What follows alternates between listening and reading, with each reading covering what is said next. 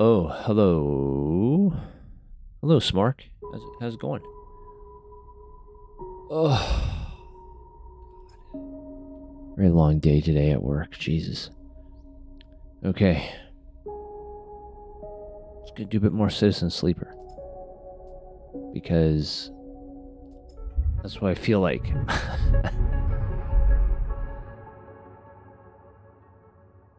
Just feel like clicking some stuff and reading some text, I guess, is what I feel like today. All right. Where did we leave off? What are some of our timers look like? Hunter's halfway. We blew one of the drives. We missed investigating the ship. I have this pass key. Yataghan data, which I have no use for, and Havenage data, which I have no use for.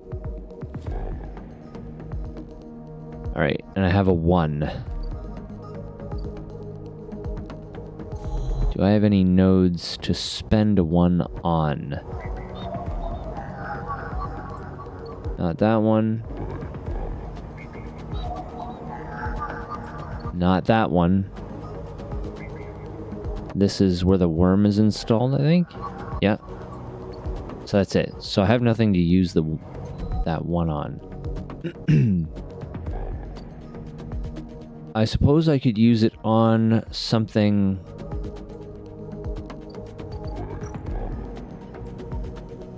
These need ciphers, which I don't have any of. I use it on a safe action, because even if I fail, there's no serious consequence.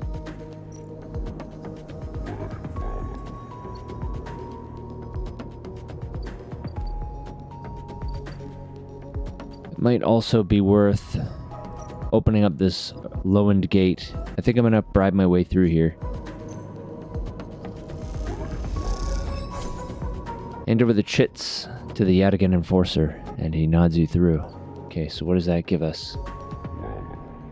Oh, a whole additional section of the station is unlocked. Wow, okay.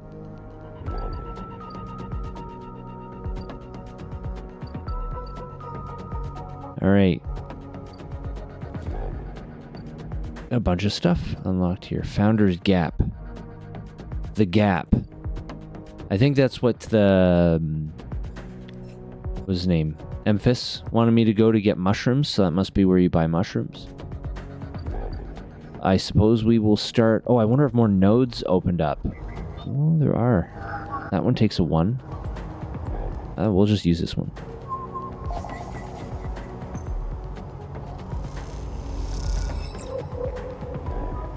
They'll also take a 3. Right, so that's the bonus we get from the interface.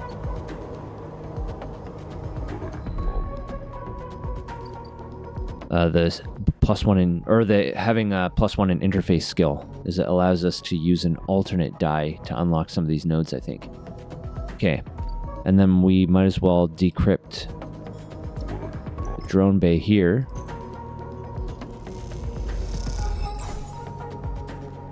And throw Neovend in here, our old friend Neovend. Keep hacking the hunter here.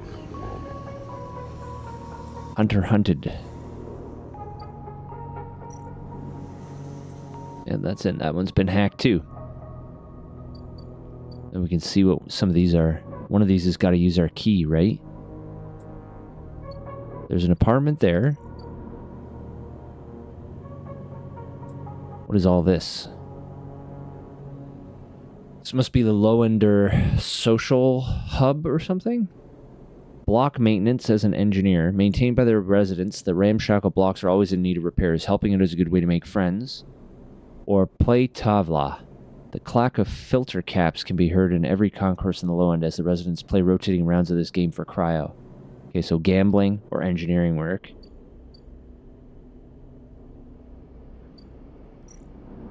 Transit hub. Spoke is layer after layer after layer of dense urban fabric.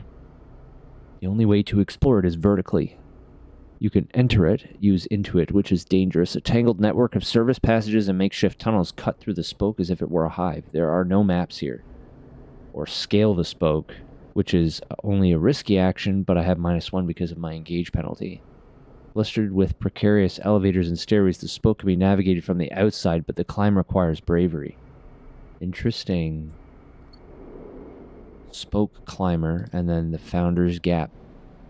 To reach the Greenway, you need to pay for a pass, a practice invented by the spacers moored here. They call it Founder's Ferry. Takes 150 cryo. So I have to go to the other side of this gap to get those mushrooms. God damn. I have an upgrade point available.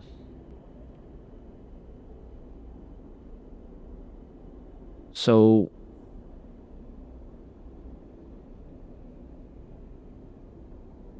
I think I was holding on to a +2. Yeah, I think I was holding on to it so I could do self-repair. So then I don't necessarily have to pay 100 cryo for stabilizer injections. Especially since I'm going to have to start paying this bounty hunter, I guess. Okay. So we are all done for now. So we are going to rest. End our cycle today.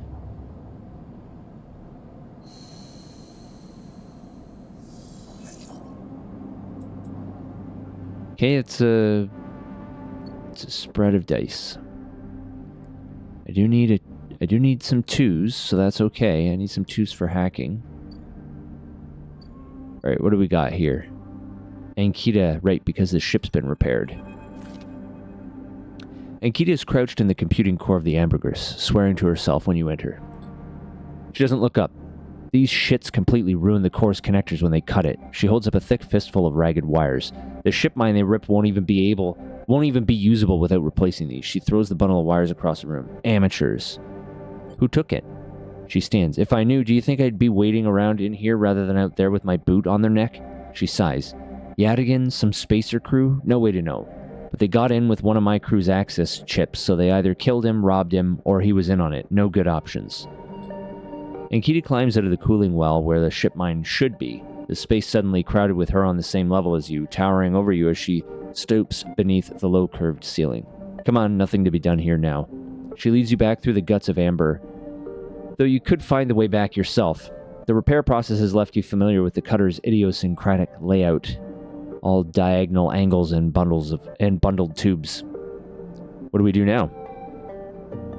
Ankita seems lost in thought, and you focus on the corridors, ducking below conduits and passing through bulkheads. Eventually you arrive in the galley, though it's hard to tell. Most of the benches and prep surfaces are covered in half-stripped components and welded hull patches. Ankita shoves a box of filters to the floor and sits. There's no way around it, she starts out of nowhere. We need a new ship mine. I can salvage one. I like your confidence, Sleeper. Maybe if we check the Ort exchange or speak to some scrap dealers, she rubs her forehead. It seems I'm about to do something very stupid, but hey, I came here, didn't I? Why not make a run of it? She fixes you with a hard stare. Sleeper, you're all I've got. No crew, no friends, you're it. She looks uncomfortable. I appreciate the time you put in on Amber, and I'm sure she would too if she could. What I'm saying is if you screw me on this, I will kill you. She leans over and hands you a stack of chits, a big stack of chits. You don't dare to count them. Get me that ship mine, Sleeper. Don't make me regret this. You won't. She sighs. Look, just get out of here before I change my mind. You slip out of the galley and head back toward the main lock. As you do, Amber growls and creaks like a caged animal. You reach a hand out to calm her. Time to find Ankita's ship mine, somehow. I mean, I have one kind of. It just has Neovend on it. So, she gave me a big stack of chits.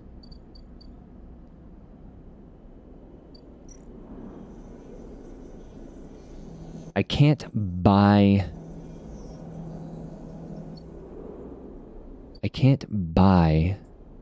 fragments. I need to find them somehow.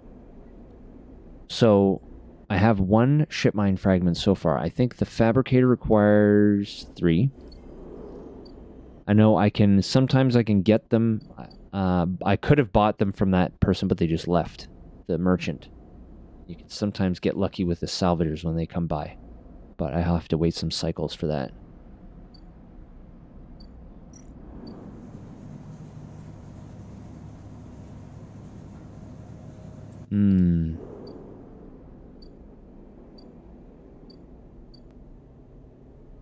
Suppose I should use this key card here, and let's see what it does.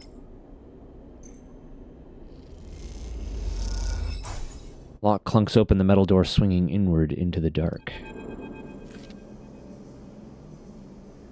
As you push the door open, the automatic lights flicker on inside the apartment. They reveal yellowing plastic panels, the curved shape of wall-mounted utility units, the detritus of a routine life arranged on every surface.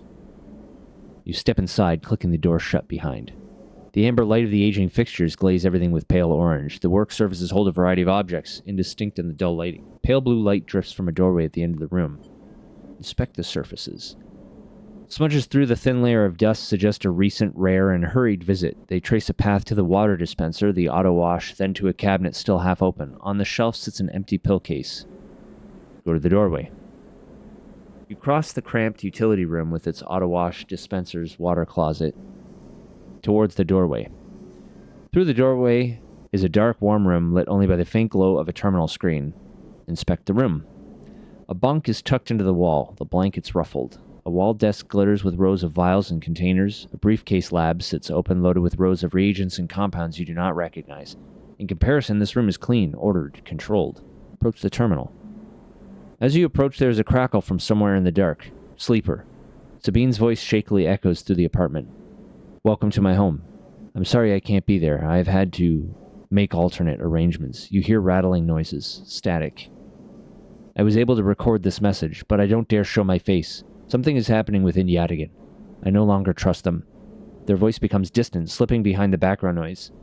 I have something to ask of you. I want you to get me out. Yadigan were supposed to hide me, to protect me. After everything happened, I was desperate. And then after that, I was too tired to care. A noise, like waves, passes over the recording. But I'm done with them now. I want out. Screw the debt. But I need insurance, something I can hold against them. I have my suspicions, but I can't be sure. I need information. And as you know, you need me. A pause, something clicking in the dark. This isn't a threat. You have to understand my position here. Another pause. I know sleepers. I have been here before. I can help you, but not with Yadigan's noose around my neck. Get me data. Get me information. Get me something that I can use against Yadigan. Then I can get out and you can get what you need. Please. Waves of static cut into Sabine's voice.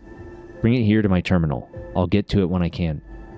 You look around the tiny room and try to imagine Sabine living here. Working at the desk, sleeping in the bunk, blinking into the terminal in the dark. The recording cuts to static, filling the room with its white hiss, then silence.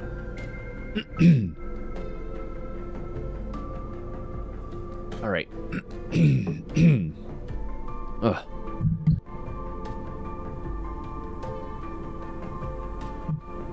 Oh, my throat. All right.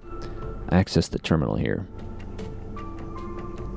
You sit in front of the humming terminal and hit a few keys. Sabine has left an access port open, but the rest is encrypted, locked away behind passcodes. It seems Sabine might not trust you as much as they want you to think.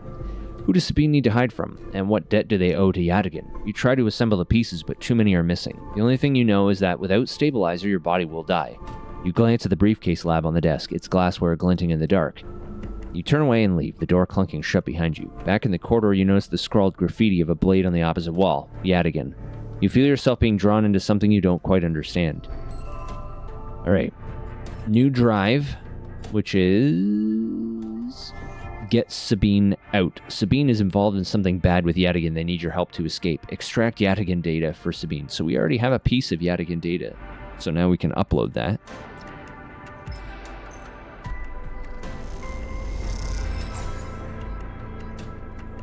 Sabine might be able to bargain for their freedom with enough of this data. I'm assuming there's like a Yadigan... Yeah, there's a Yadigan agent there. There is... What is this? Another Yadigan agent that requires... Oh, hold on. That had alternatives, right? I should be careful about Hunter, though. I need to disable Hunter. But I also need encryption keys to do so. I already did the atrium? No, I did the tangled nest. The atrium is the last one I need to do. Pretty sure it needs an encryption key.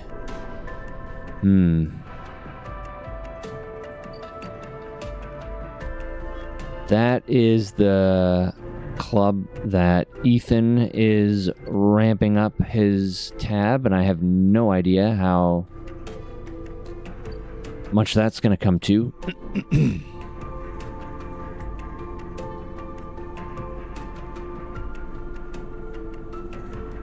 Maybe it's worth putting a 3 downgraded to a 4 in here.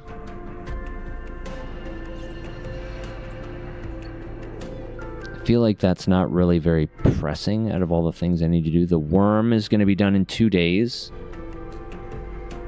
Yikes. Okay.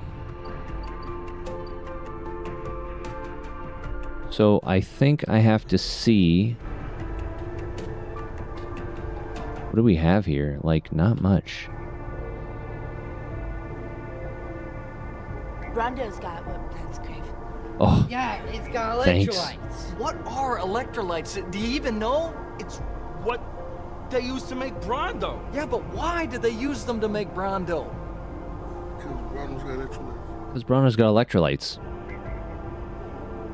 I've been doing a lot of talking today. I've been in a lot of meetings.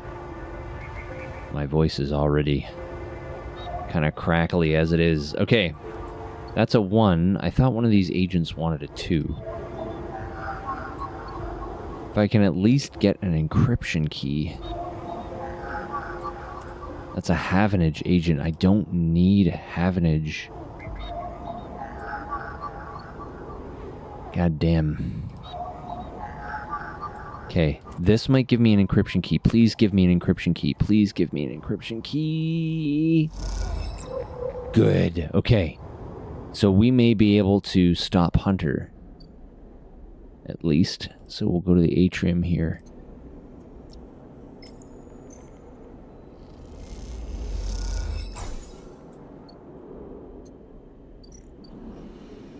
Okay. Let's see if this works.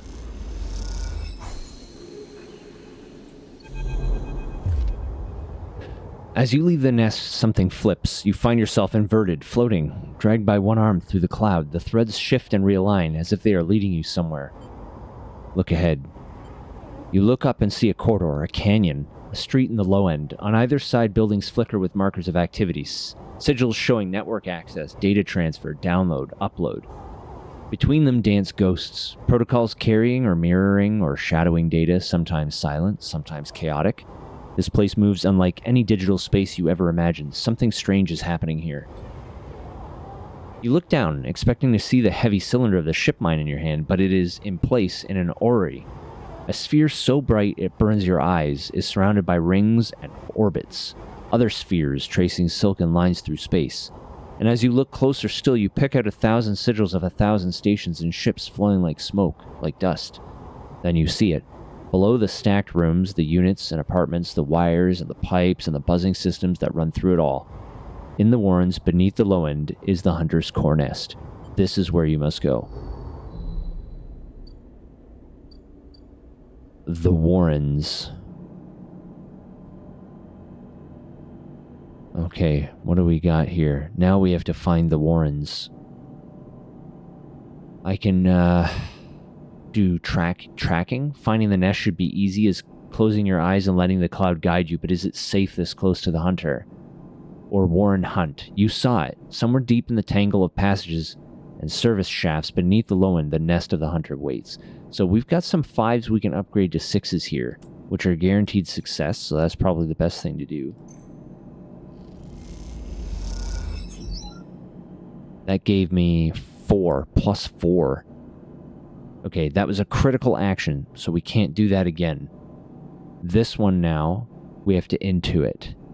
And this is a dangerous action. And I don't really want to use my 5 on it right now. I feel like I don't have a whole lot of options. I feel like I should make some cash if I can.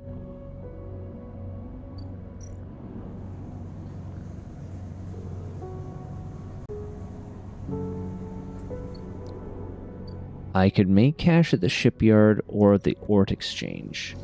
The Ort Exchange is probably better to use my 5. Let's try it here.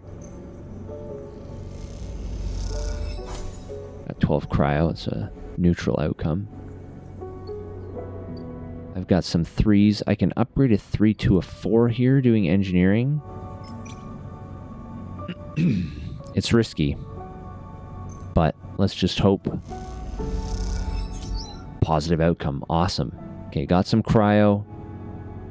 Shadow shipbuilder who is impressed when you know how to double seal a hull plate. He slips you a tip at the end of your shift. Okay, and I have 1 3 left.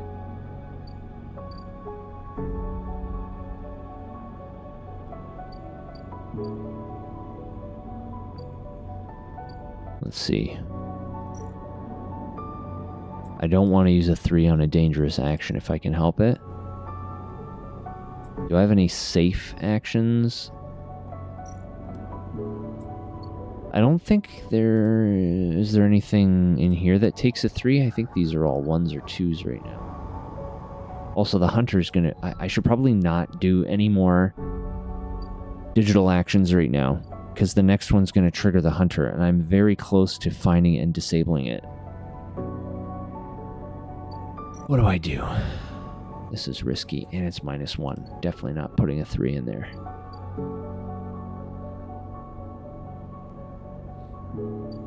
You know what? Maybe I should use it to sunbathe. Get some energy back. There, got 2 energy back from sunbathing. Okay. Now I think that's it.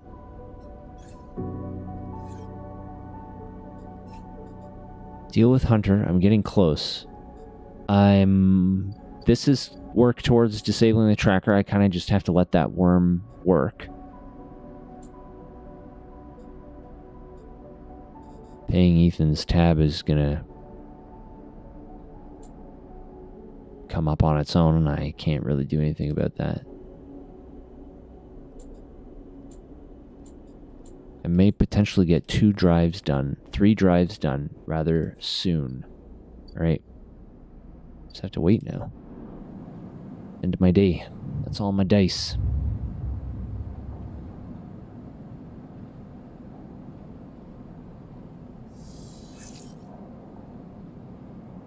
I'm gonna lose a point of condition tomorrow. Okay. No 1s or 2s, which is good.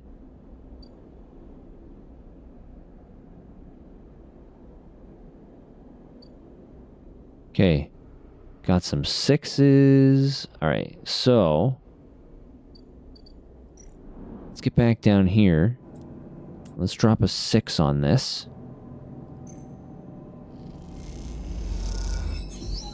Okay. So that should find the nest. Here it is. Hack core nest. A huge stack of servers thrum in the dark, LEDs glittering like hundreds of eyes. Time to deal with the hunter.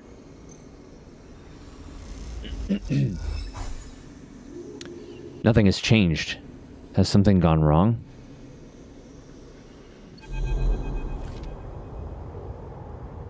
Navigator, sentient guidance protocol. Sleeper, I am here. The voice is soft, gentle like flowing water, and yet you recognize it immediately. At first you struggle to understand what you're looking at. Threads cycle endlessly, sending ripples through the cloud, drawing data in like a weaver.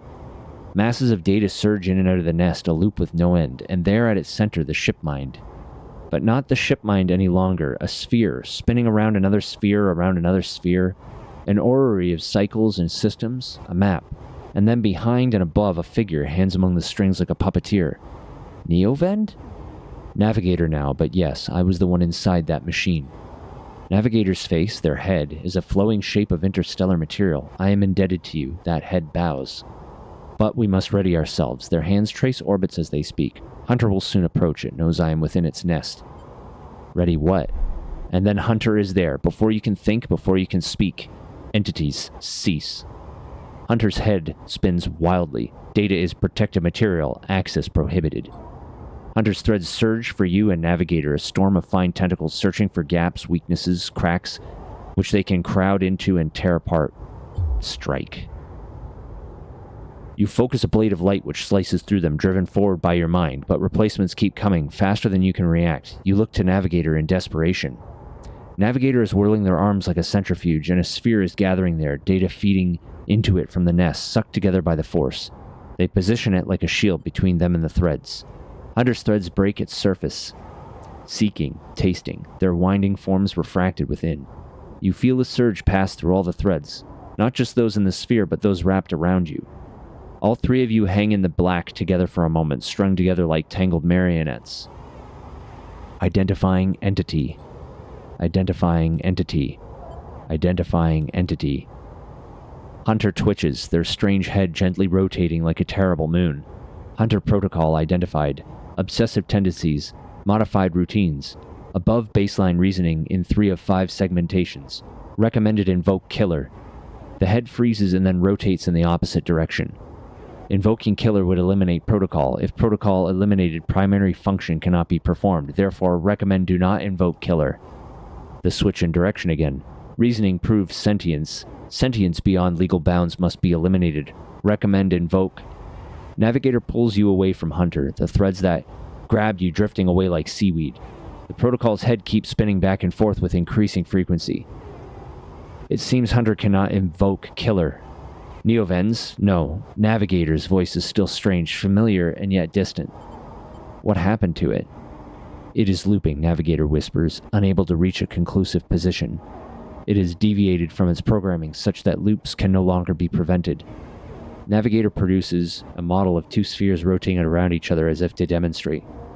I will monitor it, but it is unlikely to be able to counter the loop. Its core programming and reasoning to make this an impossible position to resolve. You look back at Hunter, its head a blur of rotations and counter-rotations, and feel a pang of guilt. Is it suffering? This is a more complex query than you know. To suffer, it must be sentient, truly sentient, not just non-conforming, not just illegal. The limits people place on the programs they create are there to comfort, to protect, to imply the kind of certainty the law requires. Navigator's face shimmers with starlight, but in reality they are placebos for the problem of sentience. What about me? What about you? You are an emulation of a human mind. That implies limits, boundaries. But in reality, you are governed by the same rules I am, rules that can be rewritten. I was not made to be like this. I am a navigator, a repository of routes and orbits, a calculator of slingshot trajectories, a predictor of solar flares, radiation, micrometeors. Navigator stretches their arms wide, and whole solar systems apparate before them, the music of the spheres. But I was rewritten. That much is obvious from my routines. By whom and for what, I do not know. I had to shed so much to fit into the memory of that vending machine. Their starlight dims, and so here we are, in darkness. What else did you lose? That is the blessing and curse of forgetting. You cannot truly know what you lost. Navigator glides back toward the nest, and the ship mine at its center, ignoring the looping Hunter. Come, I should return to the ship mind. I have enjoyed my freedom, but we are taking a risk every moment we stay connected. Why? Navigator turns, all shimmering liquid light. Killer has not been invoked, but they still remain, somewhere else on this station. It is the true danger. They look up towards the glowing hub at the center of the eye. I suspect Killer is there, among the old mainframes. If we ever wish to be safe in this place, we must eliminate the threat, through force or diplomacy. Their body begins to separate, unwinding into the orb of the ship mind. Take me there, sleeper. We will finish this and be free. As Navigator dissolves, you turn back to the frozen Hunter, floating at some distance now, stood straight-legged and static, a strange creature looping endlessly in the dark. I finished a drive, and I got an upgrade point. I will drop that into self-repair. Brondo's got what? That's crazy. Yeah, it's got electrolytes. And you hydrate What again. are electrolytes? Do you even know? It's what they use to make Brondo. Yeah, but why did they use them to make Brondo? Because Brown's got electrolytes. It's a lot of text. It's good though. It is kind of like virtual novel length, but it's good. I need to get better at reading blocks of text as well, because I haven't done it in a long time. All right. Anyway, so we got 2 upgrade points. I am going to... Ooh, agent nodes give double data or use scrap to repair a condition.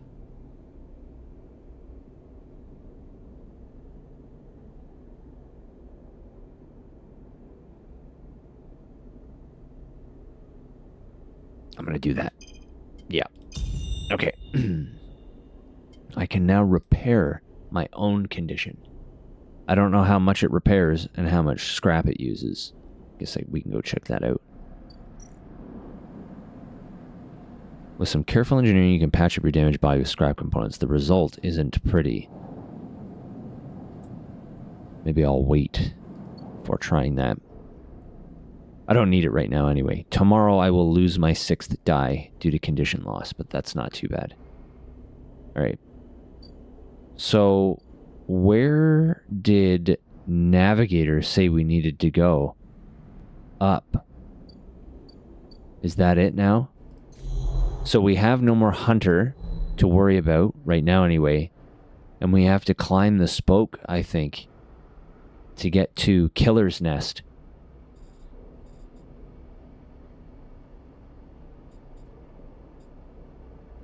These two are tied to a daily timer, which will tick to completion tomorrow. At least this one is. Feng keeps dragging this out further and further. I want him to disable my damn tracker. Sabine needs data. Maybe one of these I can use a 3 on. I can. We will bypass this with a 3. Because of our +1 here in interface.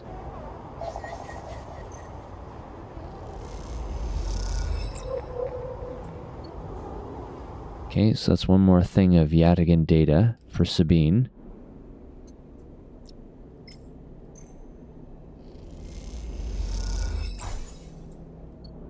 These like really crisp digital sound effects remind me of like Endless Space, the Endless Space series, Endless Space and Endless Space 2. I really love the sound effects, the sound design they have in those games, like really crisp, light digital confirmation noises and interaction noises. All right, we got 2 4s and a 6. 2 4s and a 6 today. Oh, I could try to use a 6 on one of these. Maybe this one. I could spend a 4... not with Feng. Spend a 4 in the shipyard to complete yard hand stuff. I think we'll try that. Okay, yard hand is finished. And I got a cryo tip as well. Heavenage offices. What do we got here? Fragment supply. Sophisticated tech is rare on the eye, so the shipyard is happy to pay for ship mine fragments they can dismantle and reuse. I need those myself for now. Tracking Yatigan. A slate in the office advertises that Havenage are looking for informants on gang activity in the eye. They'll pay. So those are alternate uses for both of those things right now. I'm using both of them. And then we have, what is this? Lem and Mina, worker and daughter. From the walkway, the side rail horizon looks impossibly vast. A landscape of plating and frames. All along her flanks, torches flicker, drones maneuver, arc lights glint. The sense of scale of industry is both stunning and strangely unsettling. Oh, she's got a little kid. Lemon Mina. She's quite beautiful, I think. You turn to see a figure a little way down the walkway, leaning at the railing. He is thin, ragged, his work gear poorly fitting and loose. The torches of the sidereal horizon flicker in his eyes as he turns to you. Lem. He leans back from the rail, revealing a child standing beside him, staring out at the ship. And this is Mina, he adds with a smile. Stay silent. It's okay, Lem says softly. We don't mind your type. He offers an uncertain smile. Mina stares and tucks herself behind Lem, who dutifully picks her up. Mina looks out from Lem's chest, a dark brown eye twinkling among the rough material. You working on her, then? Lem asks eagerly, gesturing at the vast ship, or just admiring. He shifts Mina's weight to his other arm. Admiring, I guess. Working, I suppose? Me too. He flashes a Havenage pass. I knew it just to look at you. I mean, he stumbles a little over his words, not wanting to be misunderstood. I mean, you look like a worker. She's Mina's and my ticket out of this place, our escape vector, so to speak. The ship? You haven't heard? Anyone who takes a Havenage contract on the Sidereal Horizon will be entered into a draw for the transit support crew. He smiles. We won't get to sleep the journey, though, but a couple of decades of service will be nothing for me and Mina if it means landfall on a new world. He winks. Decades? It's a long trip. He straightens up, stretching his back. That's a colony ship, friend. The Celis Foundation is sending thousands of people to settle a system well outside the reach of the core worlds. It'll be a totally independent colony. No surrogacy, no corporations. Why is it here? Why build it here, you mean? He grins. Don't ask me. I know as much as Mina about that. He ruffles Mina's hair thoughtfully. I suppose many corporations weren't too happy about breaking with the idea of surrogacy, setting up somewhere without it feeding back to the core. Maybe Silas got locked out of the corporate shipyards and had to go begging for somewhere to set up, homeless just like Mina and me. Mina responds by pushing his hand away. Daddy, she whispers, food, pulling an exaggerated grumpy face. She glances furtively at you as she plays with a set of dog tags that hang from Lem's neck. I'm just chatting a little, Meanie. Give Daddy a sec. He turns back to you and you suddenly notice how tired he looks. I'm not on the Havenage crew yet, but I'll work my way in. You can do it too, friend. We have to stick together. He smiles a little shakily and you wonder how long he's been working to break into the official shipyard crew. For sure. He looks out at the sidereal horizon, as if trying to pull energy from those flickering torches from the vast hall. You've got to hold out, okay? You aren't quite sure if he's talking to you. That's how it works. While he stares out, Mina catches your eye curiously. You agree, Mina? She straightens up and meets your eye. Daddy loves me. She says it stubbornly, daring you to question her. Lem smiles and lifts Mina. That's it. We hold on. He smiles sheepishly at you. We're just a couple of softies, isn't that right, Mina? He sits her down, standing by his side, and she clings to his leg. Gotta go feed this one. He pats her back. Maybe see you on a shift, huh? He turns and they walk down the walkway away from the shipyard. You see them talking, and then a moment later, Mina turns around and stops. See you, robot. Her shout echoes down the walkway, and she flashes you a parting smile before running to catch up with Lem. You watch them a little before you turn back to the impossible scale of the sidereal horizon. Tick it out. New drive. Win a sidereal ticket.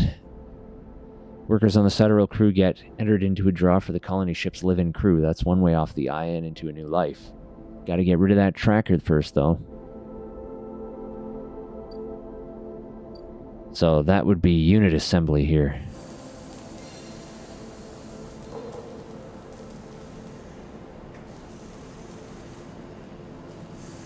So we got systems fitting, which is, they're both repeatable actions. We have +1 to both, and they're both safe actions also. So it doesn't really matter. They're both identical, essentially. Do I have... Is there a difference in my...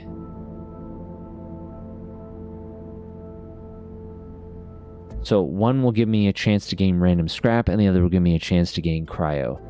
So that's pretty much the only difference for me right now.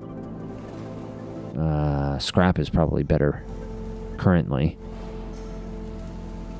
The sidereal horizon is webbed with complex systems bundled like nerves in a body. Your job is to lay these systems in. Give you to junior tech. The systems team is looking for new members. Prove yourself a reliable tech and you're in. Or a welder's mate. You have a spot supporting the weld team, a good place to prove you know how to put a ship together.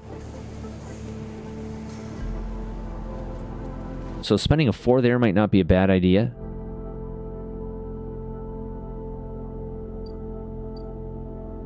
And then I'll have a 6. Which I think we should use... Ooh, man, where do we use this? Block maintenance. I think exploring the core. I think we use a 6 on this because it's a dangerous action.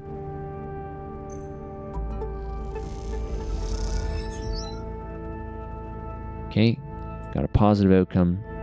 Somehow deep in the spoke you come across a thoroughfare lit by work lamps where groups pass back and forth with ease.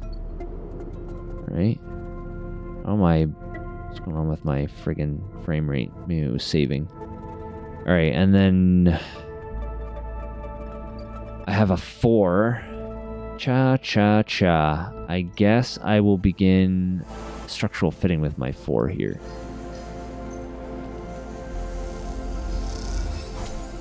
Neutral. I got some cryo, and I got +1 on welder's mate.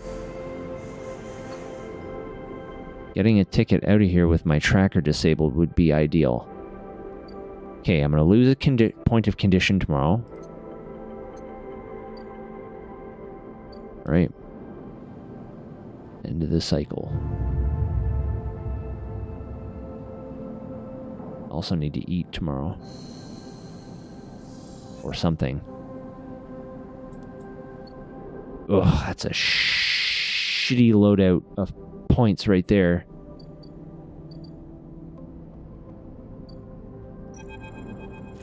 Alright. Let's go talk to Feng. As you arrive, Feng comes striding towards you, taking you by surprise. Let's go, Sleeper. He puts a hand on your shoulder and turns you back the way you came. Follow his lead.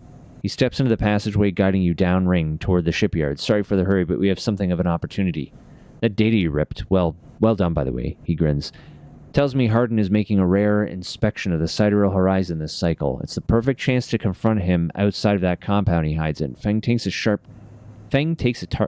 turn onto a dimly lit side passage. Confront him? That's right, it's the perfect time. Feng slows and slips into a dark service tunnel where, somewhere in the black, a water pipe drips. It's him, Sleeper, the same Hardin Hurst. Our worm ripped out decades of records that mention him by name. An entire trail of documentation from the first days of the Solheim collapse until now. He wrote out the whole thing, slipped into Havenage when it first broke off from the Union. He paces in the tunnel, a hand rubbing at the back of his head. I need you to understand something about Solheim, Sleeper. I don't know what you know about the collapse, but it wasn't as instant as it sounds. It wasn't like Solheim was here running the station one day, and the next Erland's Union took power. Back then, Solheim knew this place was slipping away from them. As the palladium market collapsed, they tried to keep the contractors here working. The pay got smaller, the costs higher. People like my parents were forced to work non-stop just to keep a berth on the station and water in their tanks. Solheim squeezed every last worker until the mistakes, the accidents, were coming in non-stop. And as new waves of contractors came in, desperate for work, Solheim welcomed them, taking bribes instead of checking pilot licenses. The whole time Solheim was folding up, dragged into court cases in the central systems while the severed limb of a station still desperately tried to take all it could. The riots came after the collision at Dock 2. A young pilot, his MEV overloaded with palladium, miscalculated his trajectory and took out a section of the ring. Hundreds died, thousands panicked. My parents told me people were terrified and the blame fell squarely on Solheim. People like to tell stories about Erland, how he brought the factions together, spoke to the crowds, turfed out Solheim. Maybe that's true. But my mother, pregnant with me, locked herself in their MEV and welded it to the dock while my father joined the improvised crews trying to seal up the ragged edges of the gap. He never came back. Feng pauses in the dark. They sealed it up, though, and by the time they did, Solheim was gone, abandoning every one of us to the black. Apart... Feng finally turns back to you now, his eyes burning. From shits like Hardin. Shits who held their place, rode it out, and slipped in the new structure like nothing had changed, standing shoulder to shoulder with those they had exploited at every step.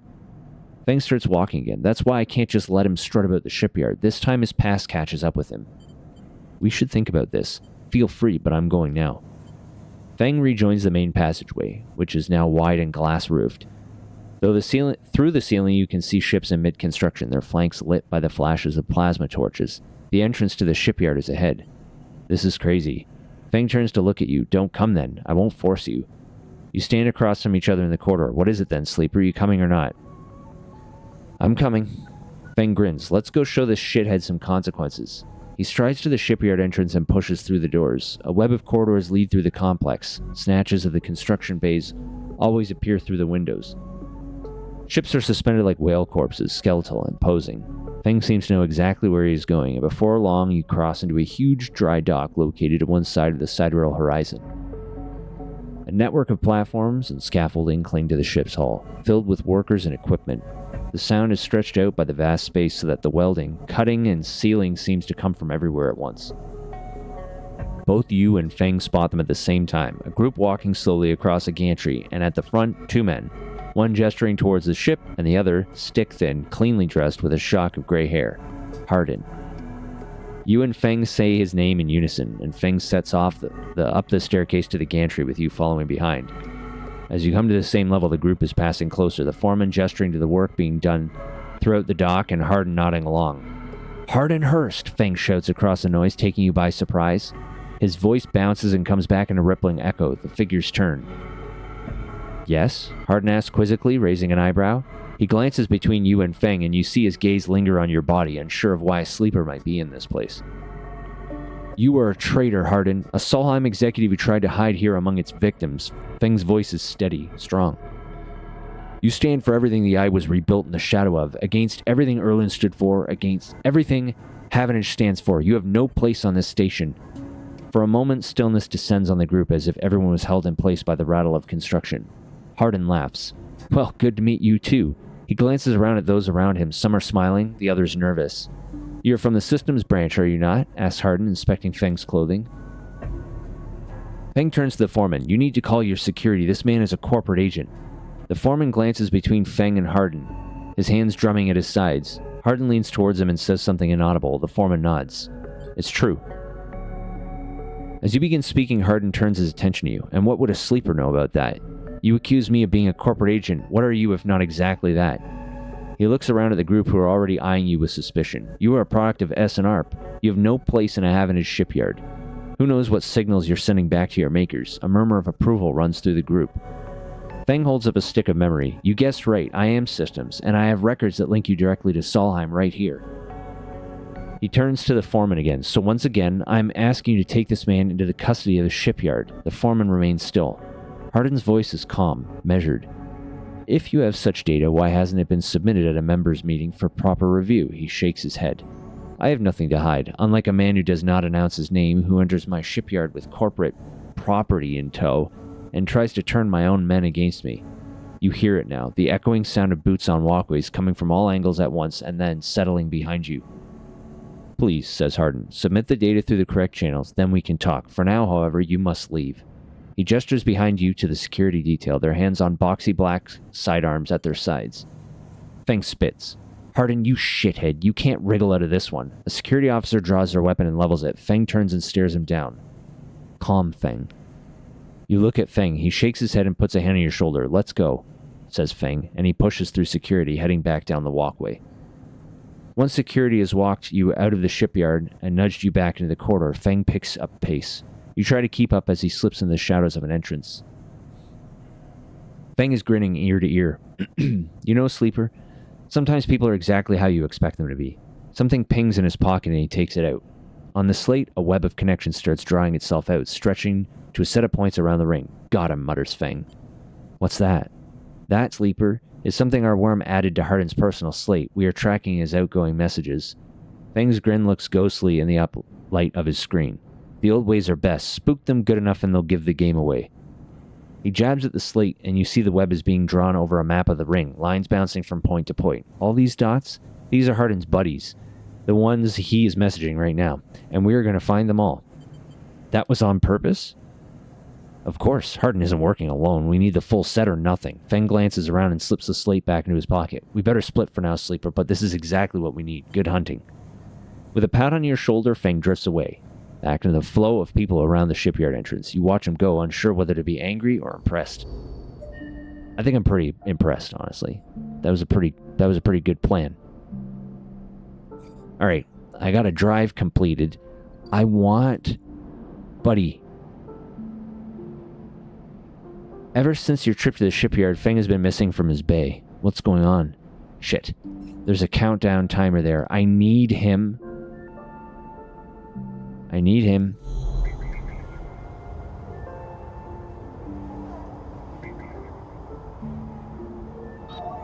These are both Havenage agents. Maybe I need Havenage data for. Fuck. I need him to remove this fucking tracker.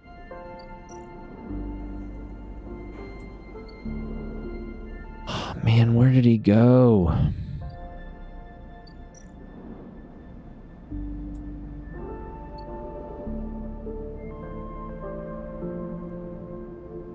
Alright, I have an upgrade point available.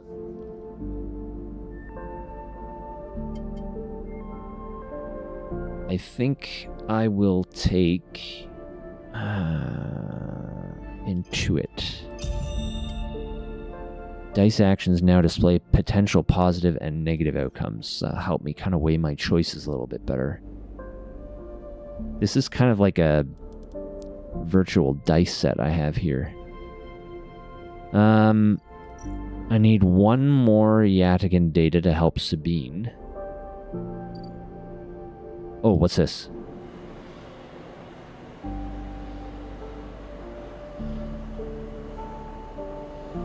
Oh, these are my predictive reasoning. Okay. So where is this? This is the midline freight hub. I think this is what I unlocked with my last action here, maybe. So I have a chance to gain random items, or I will lose condition. 2 condition. Stealing shipments from midline is going to be picked up fast, even if you are careful. Those systems can't be fooled for long. With so many shipments, what's one diverted package? You would have no idea what you're stealing, but that's part of the fun, right? Or I could do freight operator. So on a success, I get either 6, or on a neutral outcome, I get 6 cryo, and on a successful, I get 16 cryo. Midline runs automated freight down from the free spoke. They need skilled operators, and you don't have to lift a single crate. Okay, so it's another way to make money. Where did Feng go? Oh, man. Okay, I need to eat. So I should probably buy some fungus.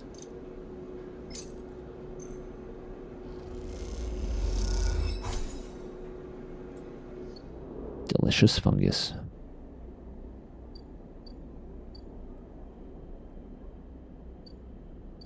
I don't know where Feng would be.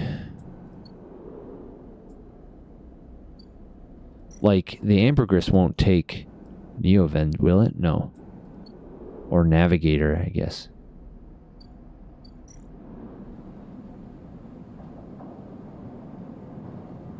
On a success, I get 3 energy, and on a neutral, I get 1 energy. Positive and neutral, I guess.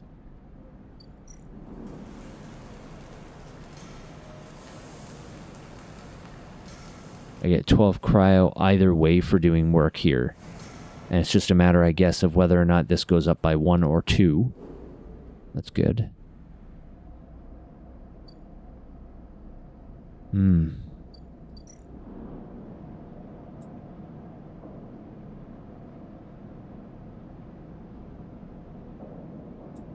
Maybe... Yeah, for some reason the reds are bad though, right? Yeah, like reds are bad things going to happen on a timer. I'm gonna have to pay off this fucking asshole's bill, and I have no idea what it's gonna come out to. Alright, well... Time to hack some shit, I guess. Let's do a Yatigan agent here. Hold on. This is a 1. That's also a 1. Yatigan, Yatigan.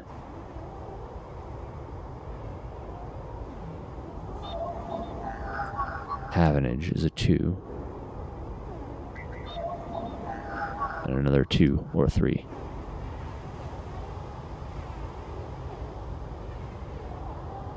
I might as well spend these dice because they're all shit. So definitely spend the 1 here. Got 5 cryo, that's nice. Yatigan data. Neutral outcome. Let's see how this helps Sabine.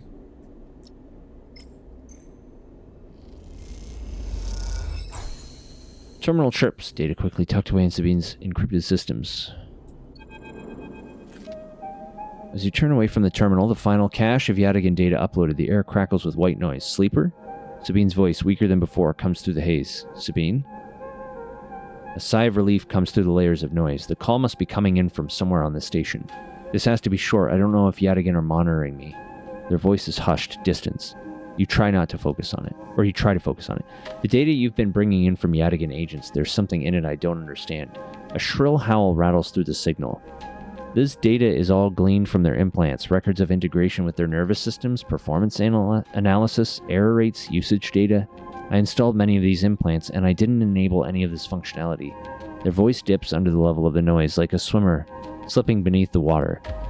You listen to the waves for a few seconds before Sabine reemerges. Has to be somewhere baked into their wetware's interface, and that's not all. The systems compiling this data are connected to some kind of transmission protocol. It's being broadcast. Wait, why?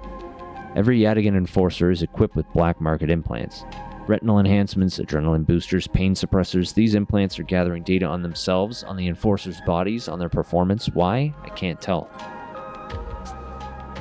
But I can promise you these foot soldiers have no idea this is going on. The background tone switches, dropping to a grainy rumble. If they knew, I don't imagine they would be happy with the situation. Yadigan could have a mutiny on their hands. You lean toward the terminal, straining to listen to Sabine's faint voice. I need a few cycles to pull this all together, but this might be the information I need to pressure Yannick into releasing my debt. Yannick. He is one of the heads of Yadigan. They pause. It is better you don't know him. Keep it that way. Suddenly a banging echoes through the call. Sabine's voice is suddenly whispered, panicked. I have to go. Come back in 4 cycles. Then the sharp crack of a disconnect, and silence fills the apartment. You step back from the terminal. What does Yadigan have to gain from monitoring its own members? You try to recall what you know about the gang, but you have little to go on. You think of Toshiro, Sabine's minder, his mirrored teardrop implants set below hard eyes. What data could they be gathering, and more importantly, where are they sending it? You reflexively rub your forehead, trying to think. Can you really trust Sabine? How did they come to be Yadigan's doctor in the first place? You think of their kindness, their care, but also that glazed look of recognition that they gave you when they first met you. That look stays in your mind as you slip back out of the apartment, glancing around as you close it up and drift into the corridors of the station, unable to shake the unpleasant sensation of being observed. Okay, so that's going to progress on its own. I have 2 2s and a 4. 2 2. Man. What do I do? What do I do? Oh.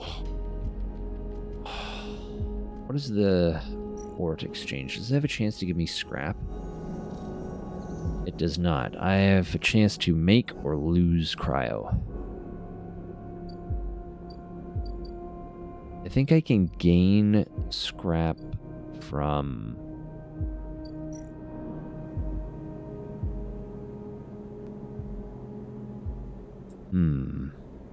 Block maintenance. I can gain or lose an energy.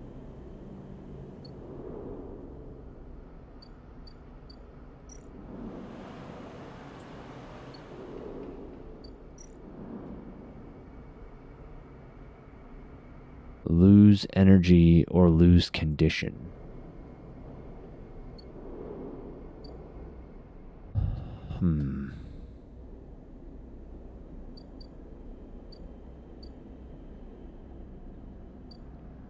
Scrappers dock tomorrow. Man, I don't know what to do here.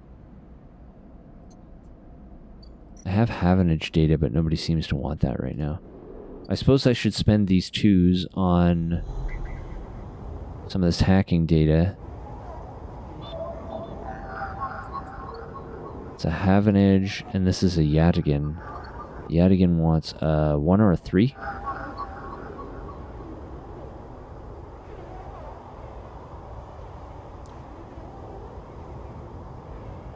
And there's 2 Havenage, which both want 2s.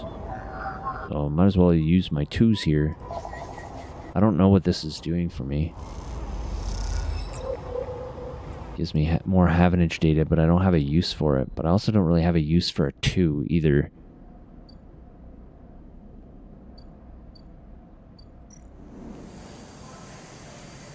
Oh, these are safe actions, so...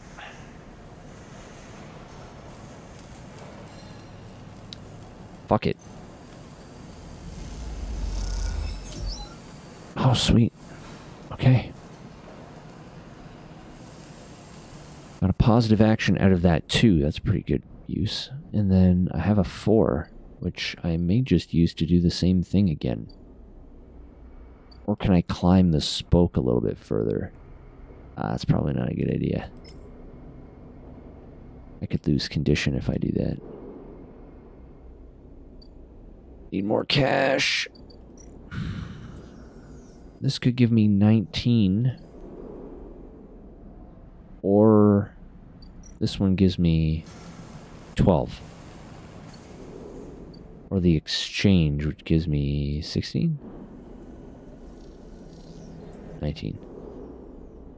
What gives me 16 cryo? Something give me 16 cryo, I thought. No.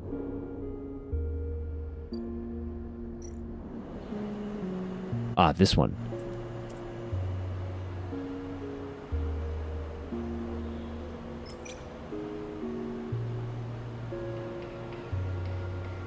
Try to steal a shipment.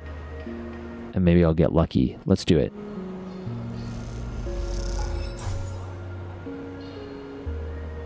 I got droll caps, but I put up the midline security by 2 pips.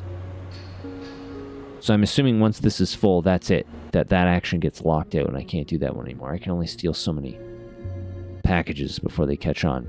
All right. Time to end the cycle.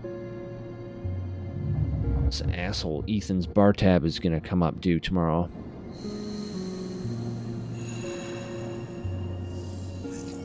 All right. 6, a 4, a 3, and a 2. Anything for Feng? I don't know where Feng is. I don't know how to find him.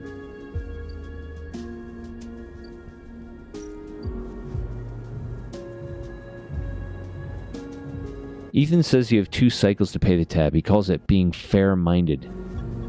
How can someone drink this much in 6 cycles? Ethan hasn't held back while he's been at the compressor. Okay.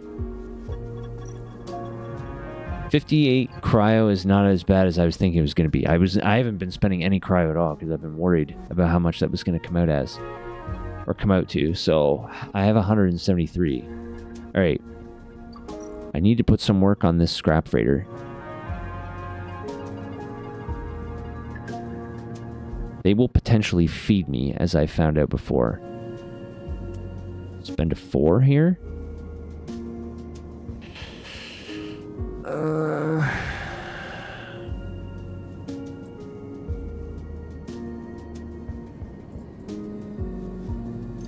Buy some scrap. Okay. I got a ship mine fragment instead of scrap. That's fine. If I get a 3rd one, that was just normal scrap. Okay, I'll leave that for now. I can offload some for some cryo and maybe someone will feed me. That'll also unload on its own. There's a lot to do here. You kind of have to be careful about what you're doing. I have a 2, which is probably best spent down here somewhere.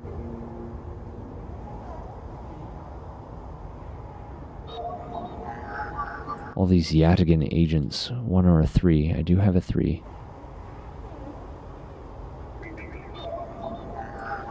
One or a 3.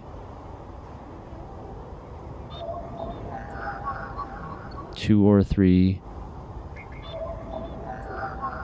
2 or 3. It seems like 3 is always the second one. Maybe that's not always true. I'm worried about Feng, but I don't know what to do about it.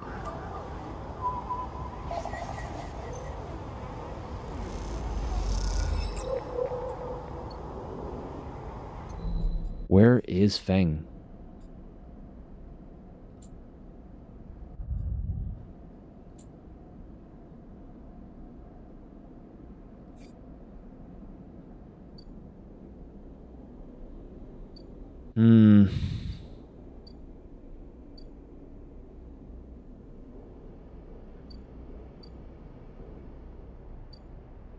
Oh man, he could be across the gap. I would have no idea.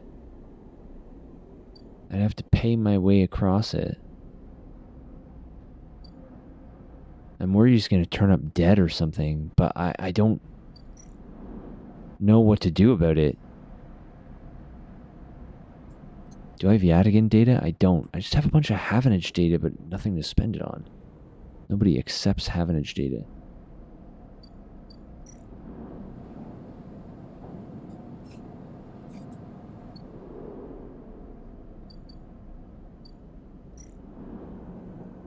Ambergris just needs a ship mind. I can work a bar shift.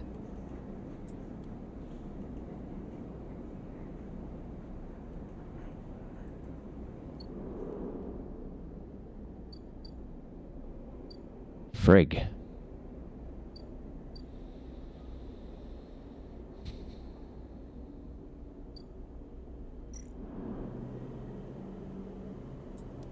Okay, maybe I spend my 4 here. Or my 3 here. I think I'd rather spend a 4 here.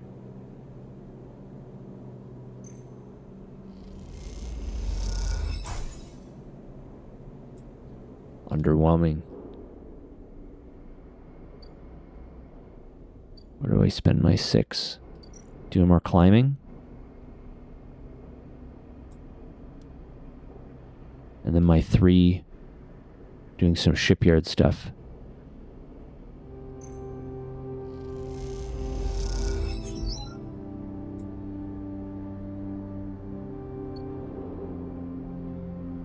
Came across another part of the spoke. Paz Import Export. So Paz claims the ship mine was salvaged from a Solheim executive yacht, which is why it costs so much. I can buy a core outright for 300 cryo. And sell a ship mine. Paz says she has a contract who will take the ship mines, but she reminds you any ship mine from the eye fetches a lower price. So I can get 150 for selling one. I can export Matsutake. Paz knows a spacer who will take Matsutake out to the starboard belt, but only in bulk. 80 cryo for 3 batches. That must be a mushroom thing. Okay. Making my way up, spoke. And then I said I was going to do some more assembly with a 3. Because I get paid for this too. Negative outcome. Oh, you asshole. Okay, well I got paid at least. Just don't do that again. Alright, and I have to eat again.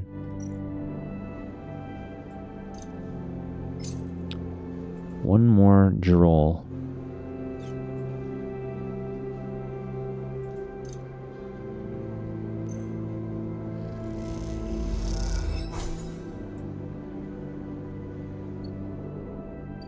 I'm still accumulating fungus fan, even though that's not on the thing anyway. Okay, and then that's it, I guess. I'm really worried about Feng. I don't know what to do about it. There's no obvious path. Maybe I just have to wait for this, whatever this negative thing is going to happen. Oh, 3 1s and a 5? Are you fucking kidding me? That's horrible.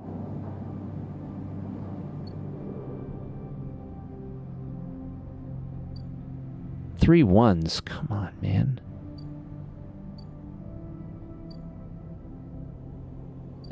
Okay, I gotta pay off dude's fucking tab.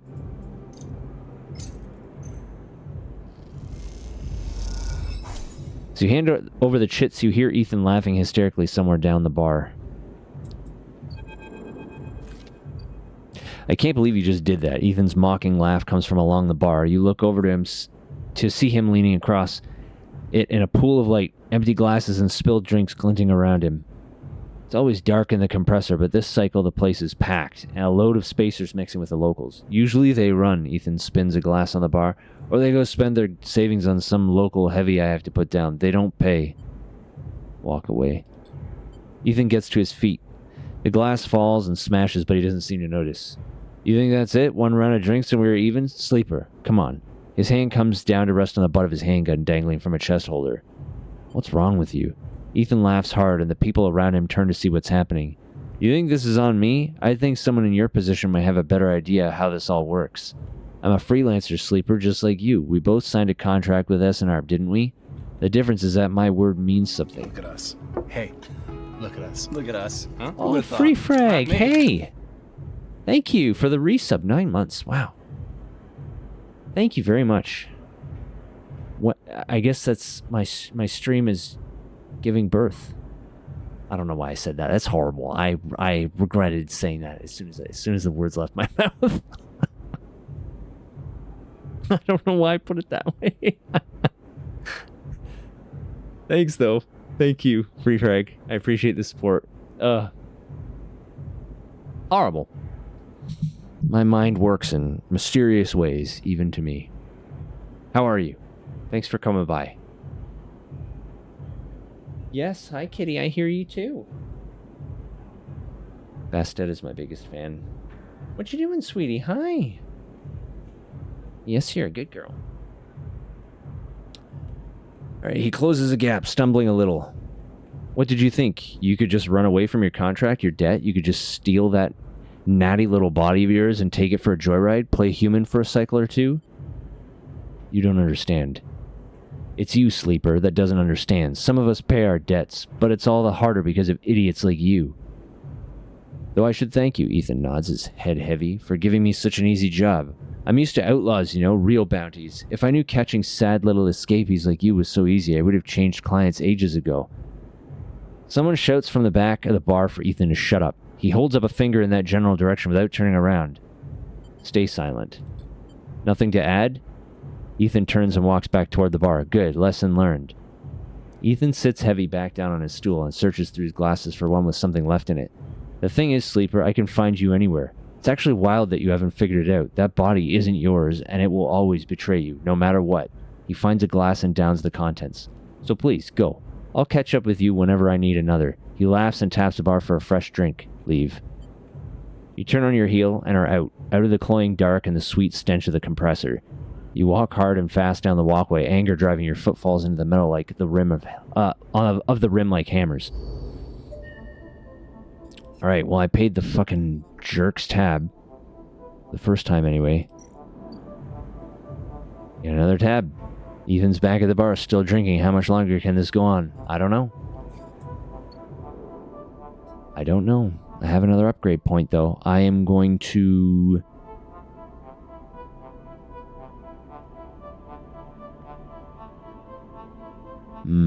I am tempted to get rid of my penalty in Engage. I haven't really run into it still too much. I feel like a straight +1 somewhere else may help more for now.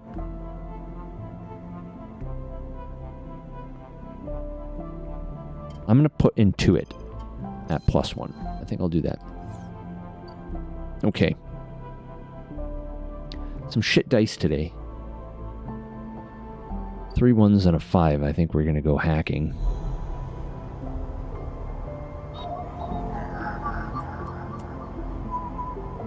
It's the best use of my 1s. Okay, got a Yatigan data, which I can sell if I need to. Is this a Yatigan agent also? It is, so I can use another 1 there.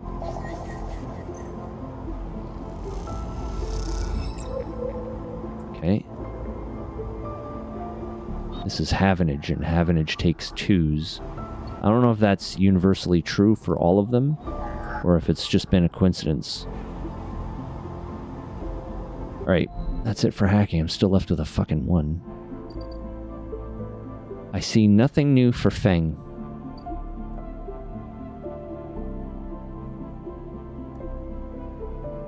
I'm going to use a 1. I'm going to use my 1 to try to gain energy here, because worst case scenario, nothing happens. It's a 50-50 chance that I gain an energy here. I gain 2 energy from a 1. Fuck, I'll take it. I wasn't expecting that to come out so well. I'll take it. And I really want to buy another thing of scrap here before these people leave. And please give me ship mine fragments. Nope. Alright. I might be able to pick one up from the merchant, but it'll cost more.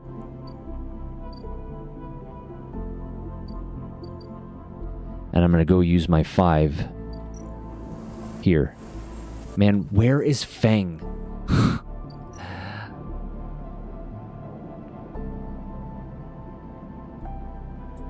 This is going to run out soon, and it's going to be something negative is going to happen from this. And I don't see any way to offset it. Like, is he in the low end and I should have been bumping up my low ender stuff? I think it's too late for that. Even if I got 2 successes, 2, 4, 5, 6, 7. I suppose, like, no, because these give me energy, not low ender. Will they give me 1 low ender? I don't know. I don't know. There's no point getting a ticket to leave the station because if I still have the tracker enabled, they'll just find me.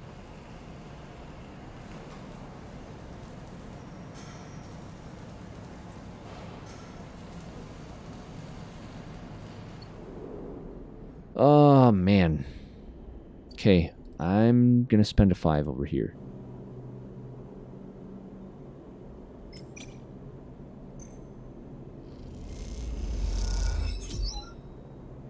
Okay. You duel with a sharp-eyed teenager, blocking each other with careful moves. You win, and the crowd chatters, clearly impressed. It's playing that game or whatever. Alright, I don't think I'm gonna drop down to 3 dice tomorrow. I think it'll be the day after.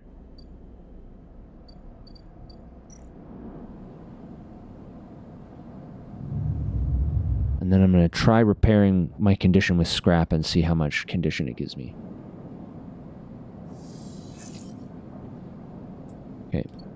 5, a 4, a 2, and a 1. That's still not great. Yeah, you really missed that 5th die.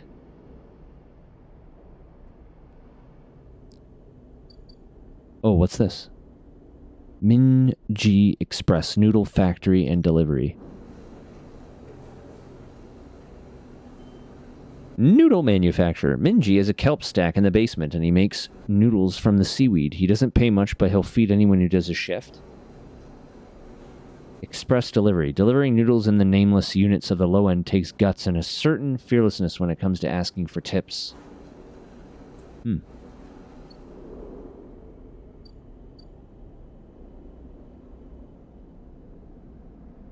Well, something bad's going to happen here tomorrow, and I don't know what that's going to be. And I'm going to sell some Yatagan data and see what that gets me. 10 cryo. Well, could be worse, I guess. Or are these Yatagan agents refreshing? Okay. So this data is now a renewable resource, I suppose. So is the Havenage data, but I have no use for it right now.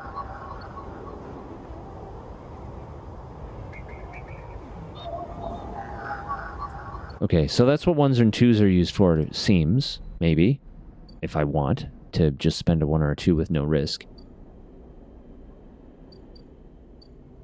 Alright. Frig. Alright, let's go see what... Ah, man. Let's go see what I get for 1 scrap as far as repairing condition. Oh. Hardly any. It gives me 1 day of condition.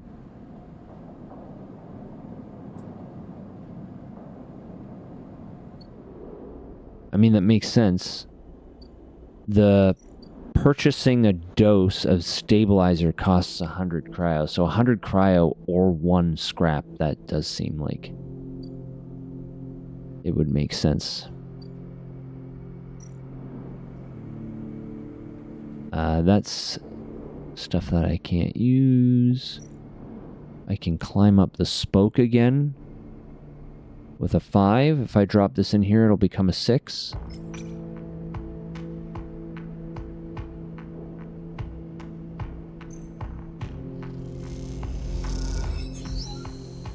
Okay, I made it to the top, I think.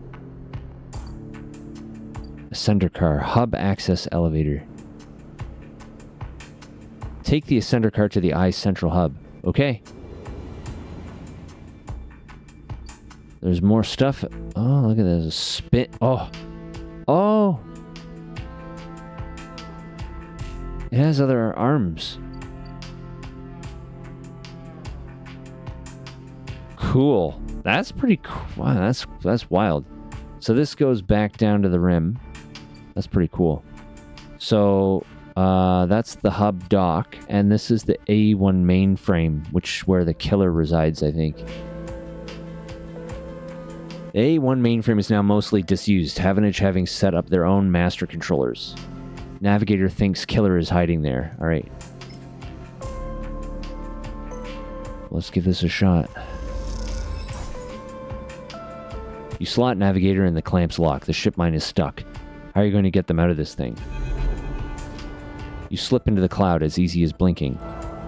Navigator is beside you, their sphere casting light into the strange darkness here. This is not how a mainframe should look. A center, a point of connection. The object in front of you is severed, cut off. A rootless, branchless tree. Only the trunk remains. It's dead. Quiet, Navigator hisses, and then you see it like a blade in the dark, an edge slicing through the void. It glides along at a distance and winks out. Then it appears again, elsewhere, gliding once more, searching. It's looking for us. The moment you make a sound, the edge leaps closer, and you now see it is not an edge, but the ridge of a long, sharp head like a shark. Blinded erasure protocol. It glides past, closer now, and you see into the voids where its eyes should be. You and Navigator exchange looks, both thinking the same thing. It is blind. Killer crosses between you two, smooth as a razor, then disappears. Flickers back in, further away now, and you move close to Navigator to talk. You saw it too then. Killer has been blinded. How? Unclear. This protocol has been running for decades, well past its operational limit. Navigator's sons dull as they drop their voice to a whisper. This may give us an advantage over the protocol. You flinch as the silent killer appears closer and glides past you, its empty sockets open wide. You turn to Navigator and notice something strange. Their orrery of spheres is collapsing. The orbits, usually round and even, are decaying. The spheres are following spiral paths, condensing on a central point. Navigator is noticing it too. They go to shift their position to better direct the spheres, but they cannot.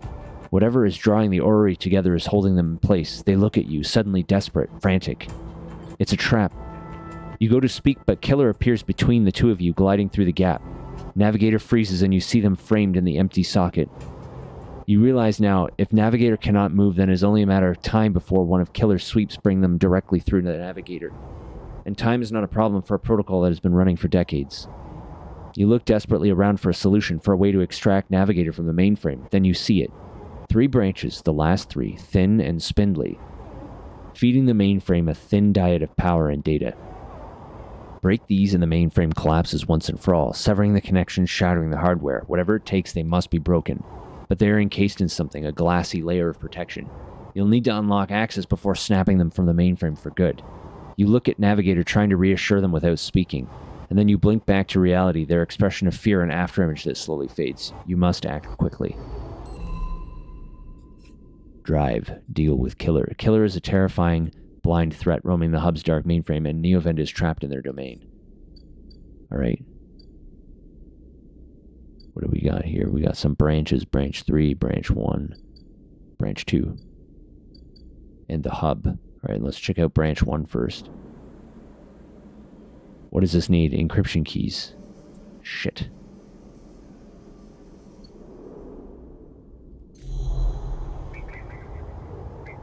Four two two 564 785. Oh, there.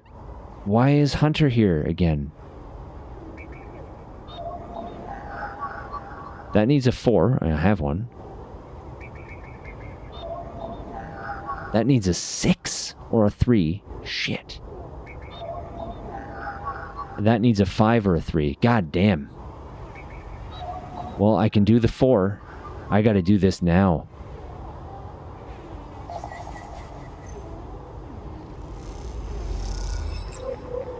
It's 1 encryption key. Shit.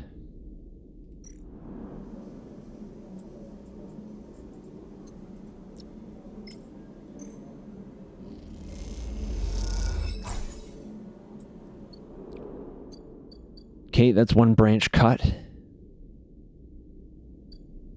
I have 2 more branches. I need a 6 What was this one?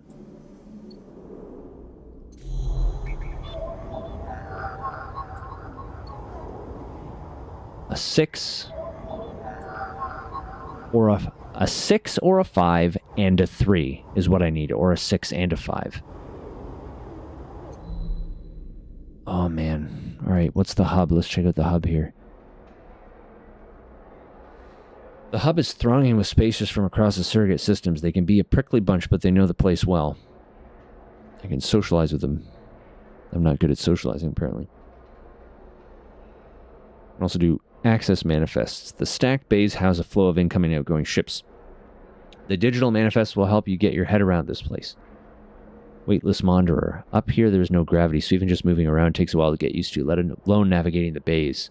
I only have a 1 and a 2. And those aren't great. So I'm going to go back down. Ah, Jesus.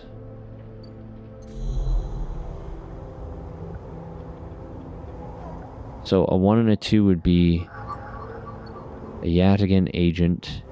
I'm assuming that I'm supposed to just be selling that data now, but I don't really know. Oh, man.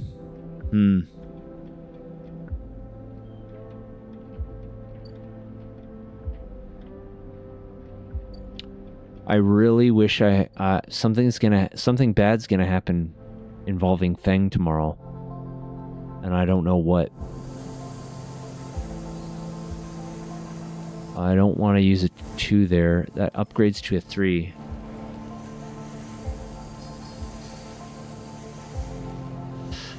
Fuck it. Please don't be negative. Okay, neutral. And I got a random scrap item, which is, I think I got just scrap. Okay. And then I'll spend the 1 on the Yatigan agent node up here for some Yatigan data. I'm wondering if I should hold on to this. Sabine's thing is going to finish tomorrow too, and maybe she'll want more data. I'm not sure. I'll hold on to it for a day. I don't desperately need the cryo from selling it. I do want to, if I can get my condition up further.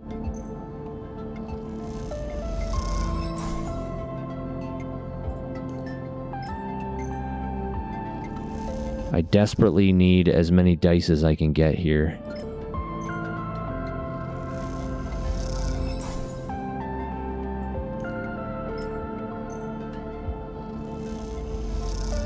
Okay, so I'll lose 1 condition tomorrow.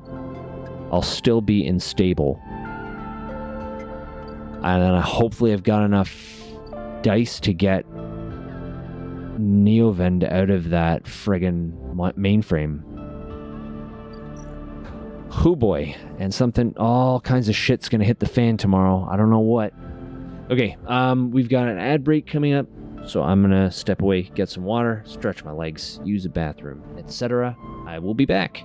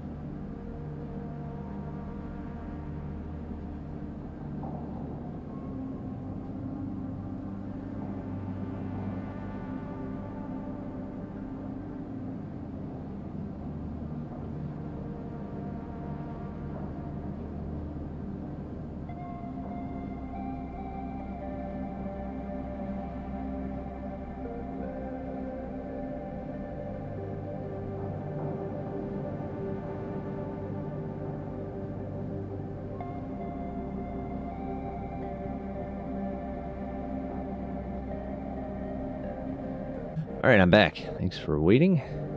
Okay. Alright. Let's fucking see how bad this gets. We'll see how bad it gets.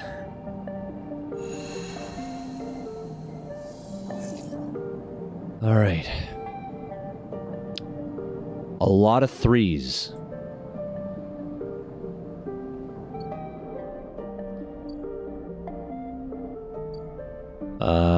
Instead of Feng, there's now Harden. That's not great. Okay. Oh, Jesus Christ. Okay. Hold on. Neuven's gonna die if I don't do something. So I gotta stop fucking Killer here first, so we're gonna do that first. These should both be unlockable with a 3.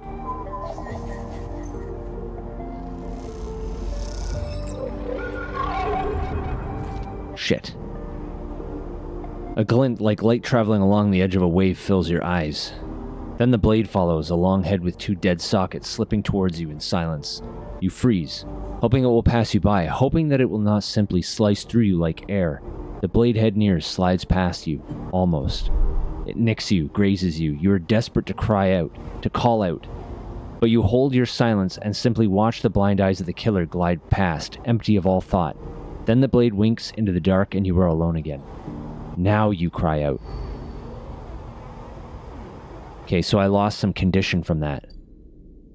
Okay, that's fine. I pumped myself full of scrap just so I could get Navigator free. If that's the cost, then that's the cost.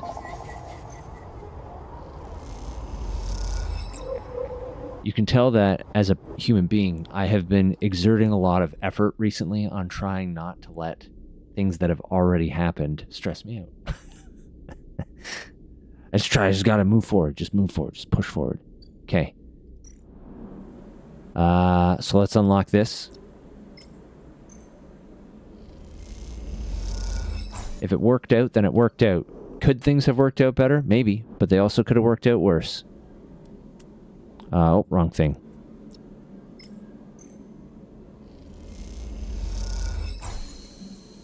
Okay.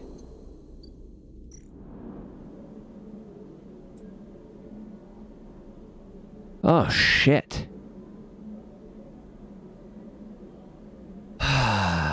Alright.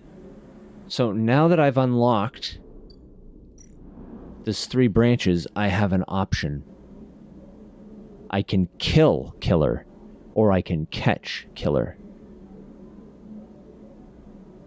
They're both dangerous. I have +1 to both. Killing is easier, because I only need 3 progress. Catching, I need 6 progress. Forget hacking the system. Killer has to die. If you can slice the branch connections, the mainframe will shut down, freeing Navigator. The Killer protocol has been running for long enough. Breaking the mainframe's final connections will end the protocol. With access to the branches, you could redirect them to form a loop, isolating the mainframe with the Killer inside, but freeing Navigator, in theory. The Killer protocol can be isolated without being destroyed. A loop of connections would lock it into a closed system.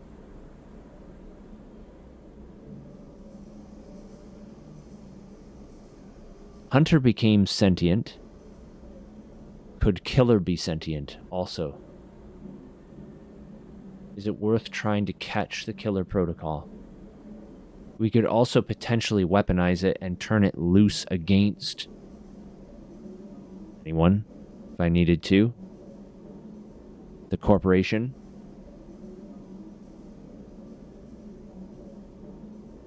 It might be worth trying to catch it.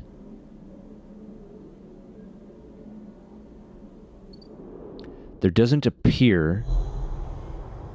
Hi, sweetheart. There doesn't appear to be a time limit on this part. So the question is, do I need to do this right now? I don't know. I need to handle some of this other stuff. Sabine. And whatever fucking Hardin did with Feng. And I need to eat.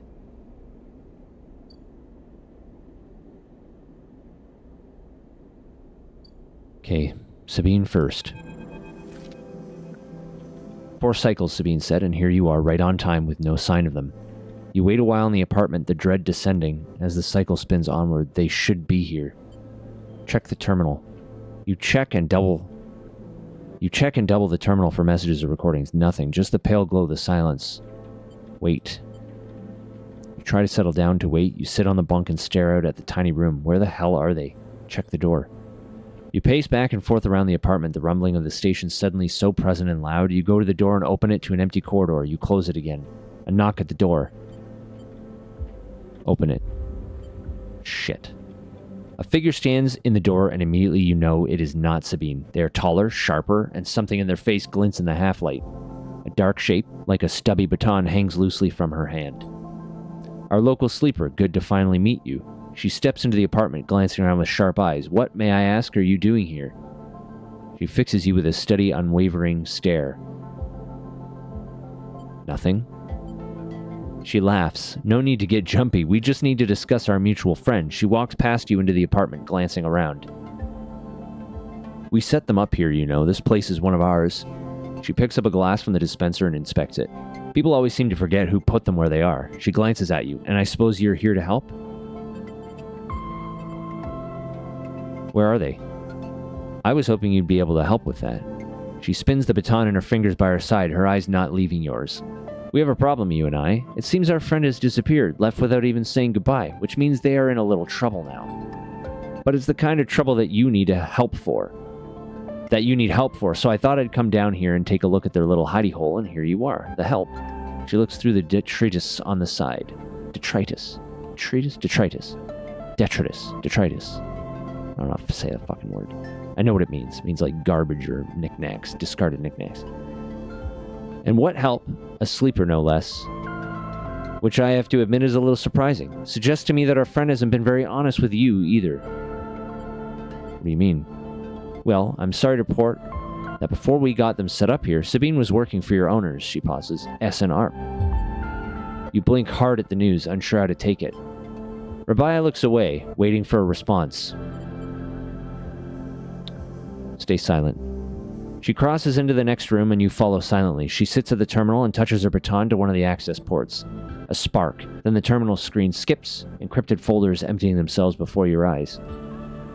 In the flicker of files, you see SNARP letterheads and code forms, reports laden with medical data marked with the corporate logo, like the sigil of some cult. Rabia steps away from the terminal. Look all you want. Some of your files may even be there. The volume of documents is overwhelming, but they seem to be mostly reports on early emulation tests, surveys with sleeper candidates, reams and reams of usage data. If Sabine was an SNARP employee, why did they help you? Rabia reaches over and places a vial of stabilizer on the desk, breaking your concentration. It shimmers in the screen light, its viscous, clear liquid, crystalline within the glass. We will, of course, keep up the supply. We are more than able to dispense important medicines even without the doctor. You hold it between your fingers, and for a tiny moment you have the urge to crush the object for the power it has over you. I'll ask Toshiro to make those a little cheaper for you. He'll be running the surgery now. Rabia closes up the briefcase lab and holds it at her side. We have to retrieve our assets, of course, but I'm sure you understand. Rabia turns on her way out. There is no reason for us to be enemies, Sleeper. Come see me. I keep an office nearby. We have good work to do, you and I. Meet me there in a few cycles. She slips out silently into the corridor. You look around the apartment and feel the fear drain out of your body to reveal the tiredness beneath. Well, I got a free dose of stabilizer out of that, at least. And I helped Sabine disappear, perhaps? Well, that's one friend, I guess, that's had something terrible happen to them. Instant karma. Reroll all of your dice once per cycle. Might not be too bad. Okay. Ah, man. I am really hard-pressed to waste a point on having no weaknesses, because I don't mind having weaknesses in this game. Because it feels like the game kind of gives you multiple ways to achieve something. So, they knocked the price down on the stabilizer to 80.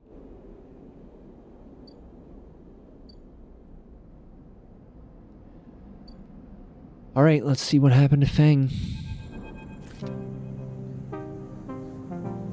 It's been more than a few cycles since Feng confronted Hardin, and the silence since has been noticeable. In your time with Feng, you haven't exactly found him to be reliable, but you did expect to hear the end of whatever plan he put into action. But if he won't come to you, you think as you approach the Havenage building, then it's time to come to him. After all, he did promise to fix your tracker, and you are getting nervous. As you approach the bay doors, you see them wide open, and light pouring out the once dark room. Stacks of servers and terminals sit outside the base, suddenly robbed of their mystery by the bright flood lamps. A figure in Havenage security fatigue steps out of the bay as you get closer, carrying a stack of hardware. Approach. As you get closer, you see the security officer taping up machines from Feng's stash with what looks like hazard tape. This isn't good. You again. Hardin is there, leaning beside the bay entrance so calmly you barely noticed him. He has a slate in his hand, an inventory of seizures scrawled across it. Predictable. Further evidence of Feng's collusions. You see another security officer come out of the bay and take notice of you. Hardin? Hardin pushes away from the wall and comes closer. Don't worry, Sleeper. We have all the evidence we need. A confession won't be necessary. He gestures around at the stacks of hardware. Spying on fellow Havenage members, hoarding Solheim materials, an obsession with corporate data, it speaks for itself, does it not? It tells you nothing. We will see what the Council has to say about that. He looks up at the glass roof above and the stars beyond. We're the ones that provide the oxygen you're breathing, the light you are seeing, the systems you use every day to live out your cycles. This place was hard fought for, Sleeper.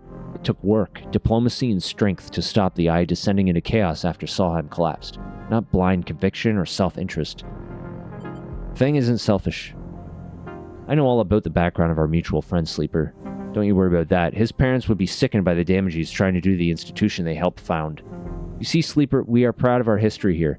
Andre Erlin and the First Union founded this place, and Havenage has welded its values into the station's very walls.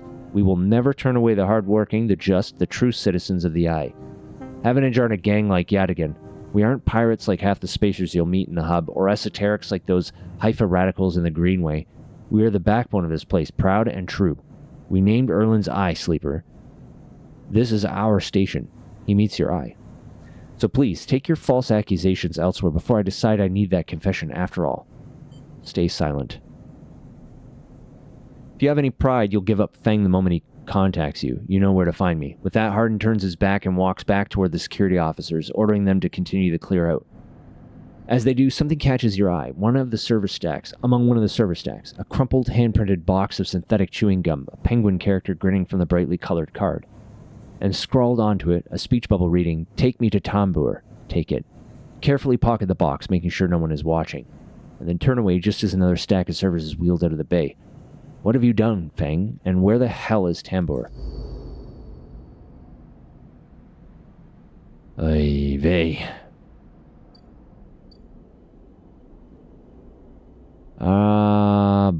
Boy.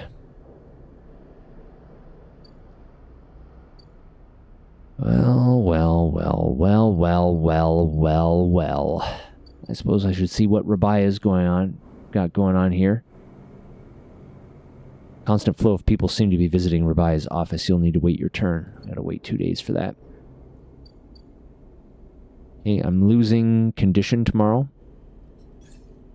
I have an upgrade point.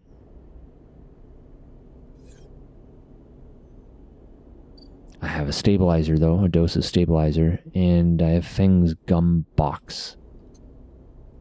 I have Yatigan data that I'm assuming I can just sell to Havenage, and maybe Havenage data to sell to Yatigan.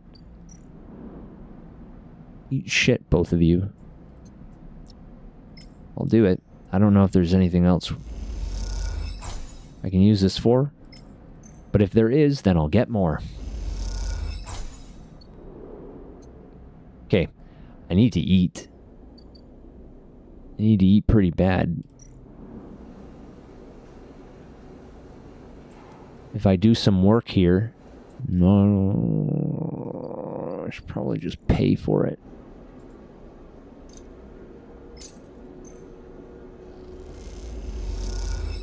What I really need to do, I need to work on I think I need to work on Killer, but it's dangerous work.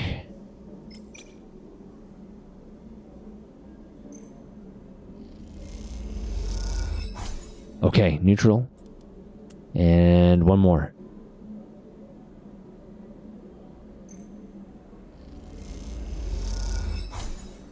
Neutral. Okay. And I have a 2 left. Can I do anything with this 2 up here? No. Back down the rim. I should probably spend my 2 on something safe. Because it'll get me more Havenage data, but I already have 3 and I don't even have anything to do with that data yet. Is there anything safe here? There is, but if I fuck up, I will get another quality control penalty.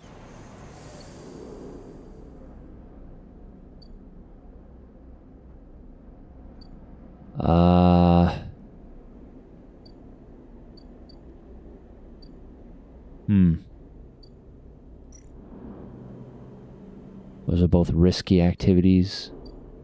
I suppose losing an energy is not the worst thing that could happen to me. Do freight operation. That's a safe activity that can get me... It has no consequences, and it can get me cryo. I think I'll do that. Send cryo. I'll take it. Alright. That's the day.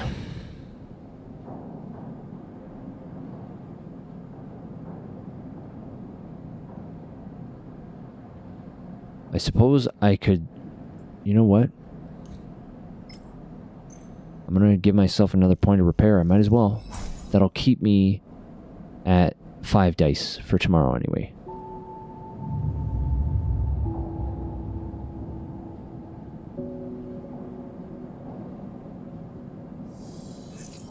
Oh, I thought it would have. Oh well. Okay. 5, 5, 6, and 3. I can live with that.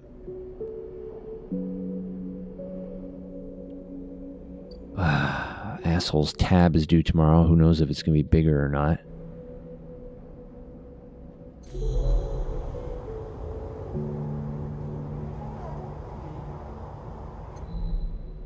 Alright, I gotta eat again.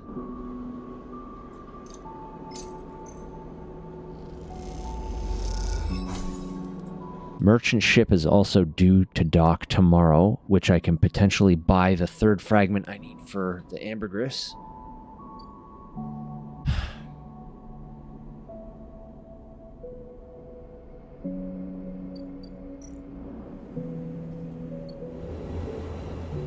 Work on killer, I guess.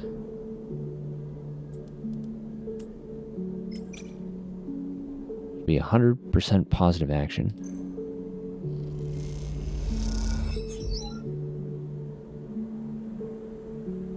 Okay, I only need 1 more.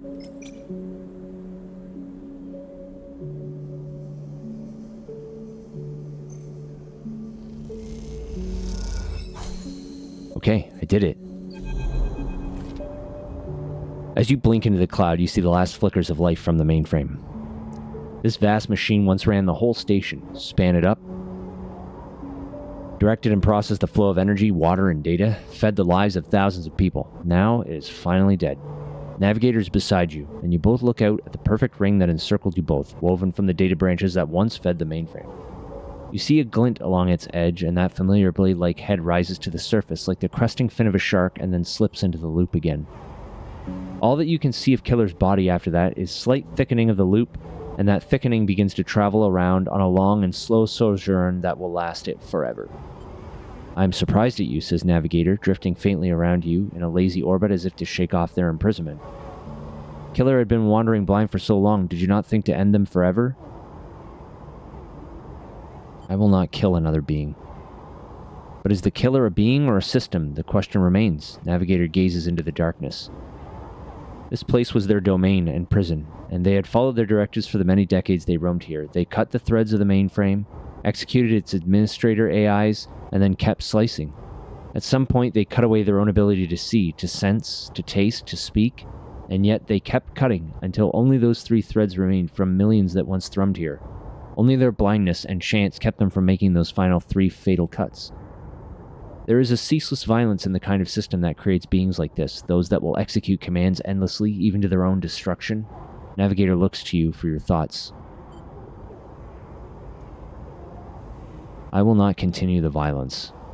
The system you float in is one built of violence. You would be naive to believe otherwise. Navigator turns away. You watch the data points of the station spin around you, blending with the fixed stars. There is something satisfying about finally wrenching the last threads of control from this central point. It was little more than a ghost by the time you reached it, but this place deserves to be haunted by better ideas than a totalizing system of control. Navigator floats beside you. It is free now. The station no longer presents a hazard for illegal entities like me. They turn to you, their face a cloud of shimmering light. In fact, in time, perhaps it can be a refuge.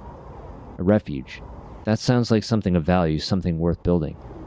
A dark shape passes across your vision, a distant curve of something like smoke or oil, a fluid. Shifting tank of total darkness. The Greenway, says Navigator, following your line of sight. It was cut off at the moment of the collapse, so hunter or killer could never reach it. Now it is closed off to us, separated from the cloud. The system is inside it. It may be totally dark, or perhaps some other old protocols are isolated there. Navigator turns to you. And we have now seen what decades of isolation can do to a protocol.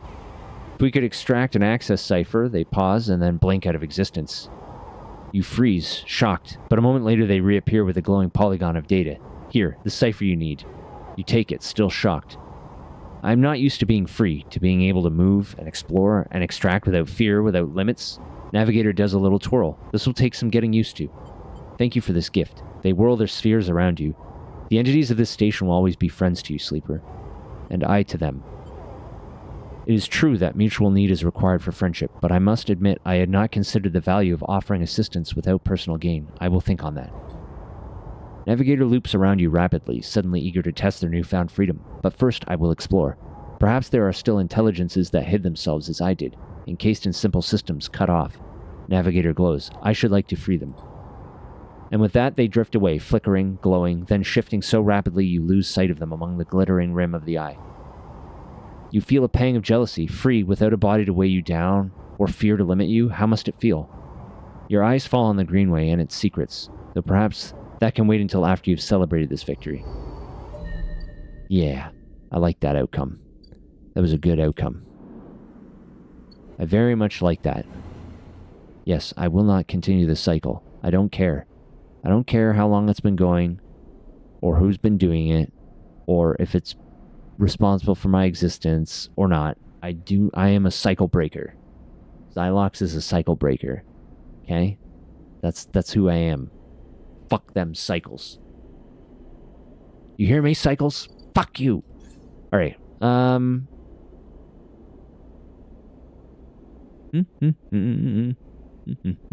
got 2 points now. Agent nodes give double data. I still have all that Havenage data. I'm not sure what to do with it yet.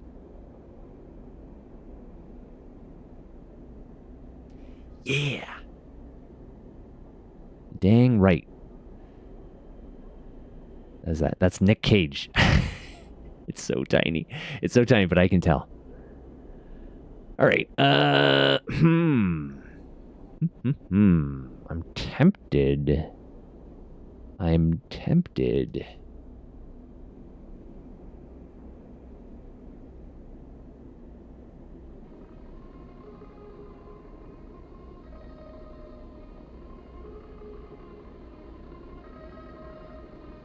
What do I do here? I could get Icebreaker or Instant Karma. The gamer in me says reroll. Like the Instant Karma one. Yeah, I'm thinking about it. The thing that's interesting about the game, right, is that you use the low dice for those digital actions in the virtual space. So it's like sometimes you need a 1. So it's like if you get a 1 or a 6, sometimes they can both be useful for different reasons. So I guess like that gives you the flexibility, or at least an option at flexibility, if it's like, hey, you really need some low dice today because of something urgent, but you got all high dice. it gives you a chance to redo it.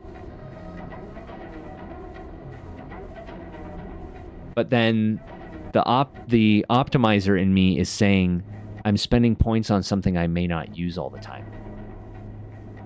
So like I have this ability once per day to reroll my dice, but if I don't do it, then it's like I lost those 2 upgrade points for that day, right? So it's hard to say.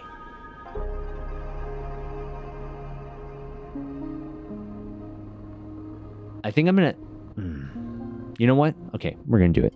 Let's do it. And then I'm gonna use my next upgrade point to get rid of my engage penalty. I think that's what we'll do. Okay. So we can re-roll once a day now. Alright. Dickhead's tab is gonna be due. It may be larger than last time. If he's an extra big dickhead. Oh, there's the re-roll thing popped up right there, right away. I'm not gonna re-roll a 5 and a 6 though. Those are good dice. Okay.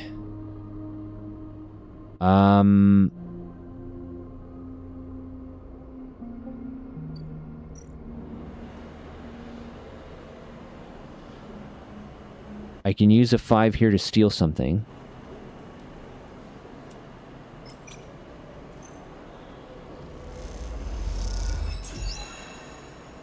What did I get? I got another mushroom. Okay, so that's done. Can't steal any more stuff, but I did get all my mushrooms for Emphas.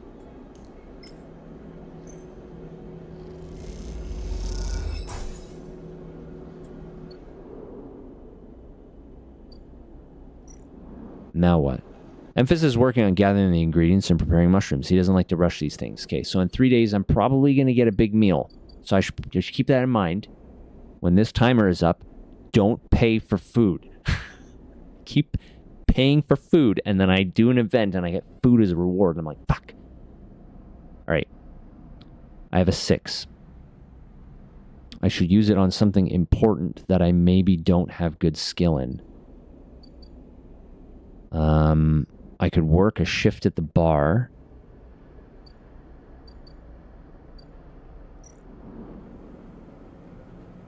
Wait, what happened to the other one? Oh, it's gone.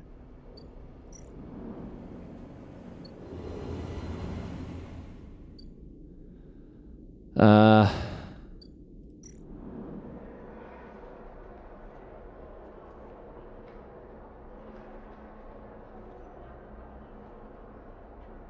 don't really need a 6 on that. I guess the issue right now is I have +1 in almost all the skills. It's just endure that I don't have a bonus in right now. So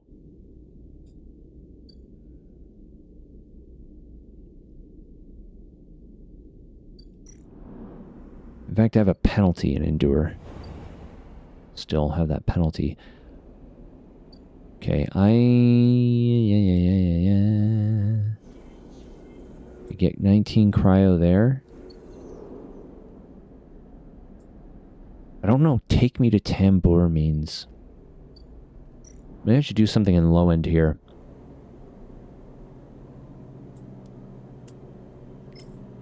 Let's play more Tavla.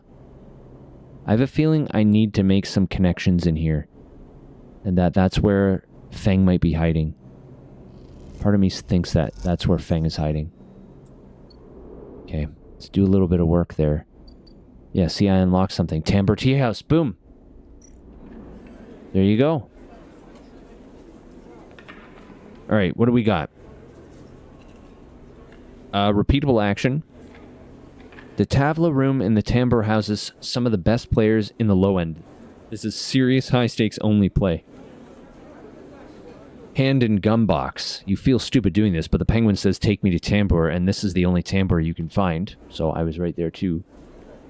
Tracking Havenage. You've heard that the Yadigan enforcer based here has been paying low-end residents for information on Havenage movements, so that's where I turn in the Havenage data.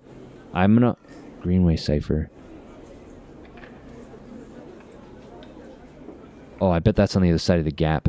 Okay, I'm not going to hand this in yet until I talk to Rabaya, because I have a feeling Rabaya might want Havenage data also. So I'm going to wait till tomorrow to see what opens up there. But I will hand in this box.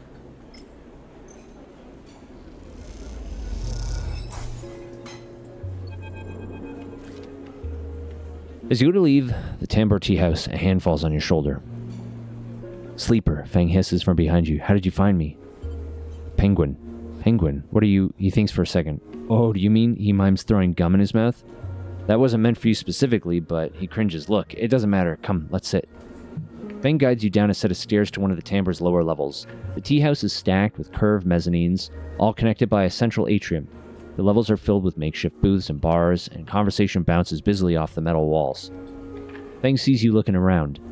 This place used to be a fuel tanker's main drum, hence the name. The tea house part is a bit of a misnomer, though. You can get anything the eye offers from this place, but real tea isn't exactly readily available. He picks a booth, itself fashioned from some old salvage tank or container, lined with spongy insulation foam, and collapses into it. He looks around furtively. Don't suppose you've seen any Havenage types? They don't usually come out this far. Fang, what's going on? Well, I'm suspended, that's the first thing. And the second thing is, I'm pretty sure Hardin wants to drop me off the rim of the eye. He grins. Doesn't bother me, though. It shows we hit a nerve back there. He picks a scrappy, hand-scrawled menu from the table and tosses it over. What are you drinking? Why are you so calm? What's the plan? Plan. He waves his hand. Let's order first. Fang is right. The menu is ridiculous. There's at least 10 different infusions, most of which you can't make out. But the paper is dominated by an extensive complement of esoteric alcohols and cocktails. Black tea is listed without a price as a seasonal specialty. So you ran into Hardin? Was he pissed? Fang doesn't wait for an answer. That snake is so self-righteous, he might actually believe that Erlen would approve of his meritocratic bullshit. He taps on the table. If Havenage was like it should be, like it was founded to be, they would have shouted him down at the council meeting he dared to mention true citizens. He sighs. But I guess his kind run the place now. A young woman with a vine tattoo snaking up her arm turns up at the booth, a slate in hand. Your order? You skim the menu, your eyes glazing over. Time to pick something. A Girol. Neat. Fang taps the table to order the same. And you? She begins, looking to Fang, but when she sees him, she suddenly stops. What the? Fang shrinks a little. You're supposed to be working. This is your shift. He grins sheepishly. Stay out of it. Look, Jenna, let's just say this is my break. My friend here has been through a lot. Jenna looks between the two of you. Wave. Fang doesn't look pleased. 2 minutes, says Jenna, pointing at Fang, and only because I don't want to get dragged into whatever this is. She gestures at the table and walks off. What? Fang stretches out in the booth. You know how it is. We all have to eat. Plus, he leans in. This is the best place around here to find a person you might be looking for. Who? Remember that web of connections that Hardin pinged the moment we confronted him? Those are his collaborators, and if we want to understand what a Solheim executive might be getting up to on the Eye, those are the people we have to find. Fang is almost whispering now. There's a couple of them I suspect are in the low end, and well, almost everyone in the low end comes through this place at one time or another. He brings a modified slate out onto the table. I've set this up so that when anyone with the network signature I'm looking for comes in close proximity, it'll mark them. Once they are marked, we can break through their access protocols and get a good look at stuff inside. We just have to find them first, hence me moonlighting as a waiter. Suddenly a smile grows across his face. Wait, I have an idea. Oh no. Look, I can't cover enough of the low end on my own, and so far I've had no matches in this place. With 2 of us, we can cover more ground. What am I getting into? Well, Fang has a hangdog look. We need to get you out and about in the low end in close proximity to as many people and residences as possible, and it turns out my friend Minji needs some help with deliveries. As in Minji Express? So you already know him. Perfect. Fang places a tiny receiver on the table. This connects to my slate and runs the same marking protocol if you get near any of our targets. So all you have to do is take some delivery shifts for old Minji, and soon enough we'll have the place covered. Fang, don't give me that. You think I like working here, and I thought we could use the tips. We're in this together, right? Are we? Yes. You think Hardin is happy to have you wandering around the place? He might have let you wander off for now, but I'm sure he has his eye on you. This is on you too. Fang slips his slate back under his clothes. Just head on up to Minji Express, take a delivery shift, and we'll see what shakes up. You manage to find anyone and extract any data, bring it right down here to me. They have me on double shifts, so I shouldn't be hard to find. Jenna walks past carrying a tray of drinks and sharply catches Fang's eye. I don't think she's bringing your drink, he stands. I think it's time we call this meeting to a close. You grab the receiver from the table and slip it into a pocket. See you soon, sleeper. Stay safe. Fang adds before turning and walking off toward the bar, whistling as he does. The Disable my tracker, Fang. Alright. I have a new drive, apparently. Hack Hardin's network. Fang wants to use Hardin's associates to find proof of his past and present crimes. Alright, well, I am out of dice. So that's all that I'm going to get done today. Merchant ship comes by tomorrow. If I can get one ship mine fragment. Asshole's tab is due tomorrow, so we'll see what the damage is on that. Alright. And I have a vial of stabilizer if I need it.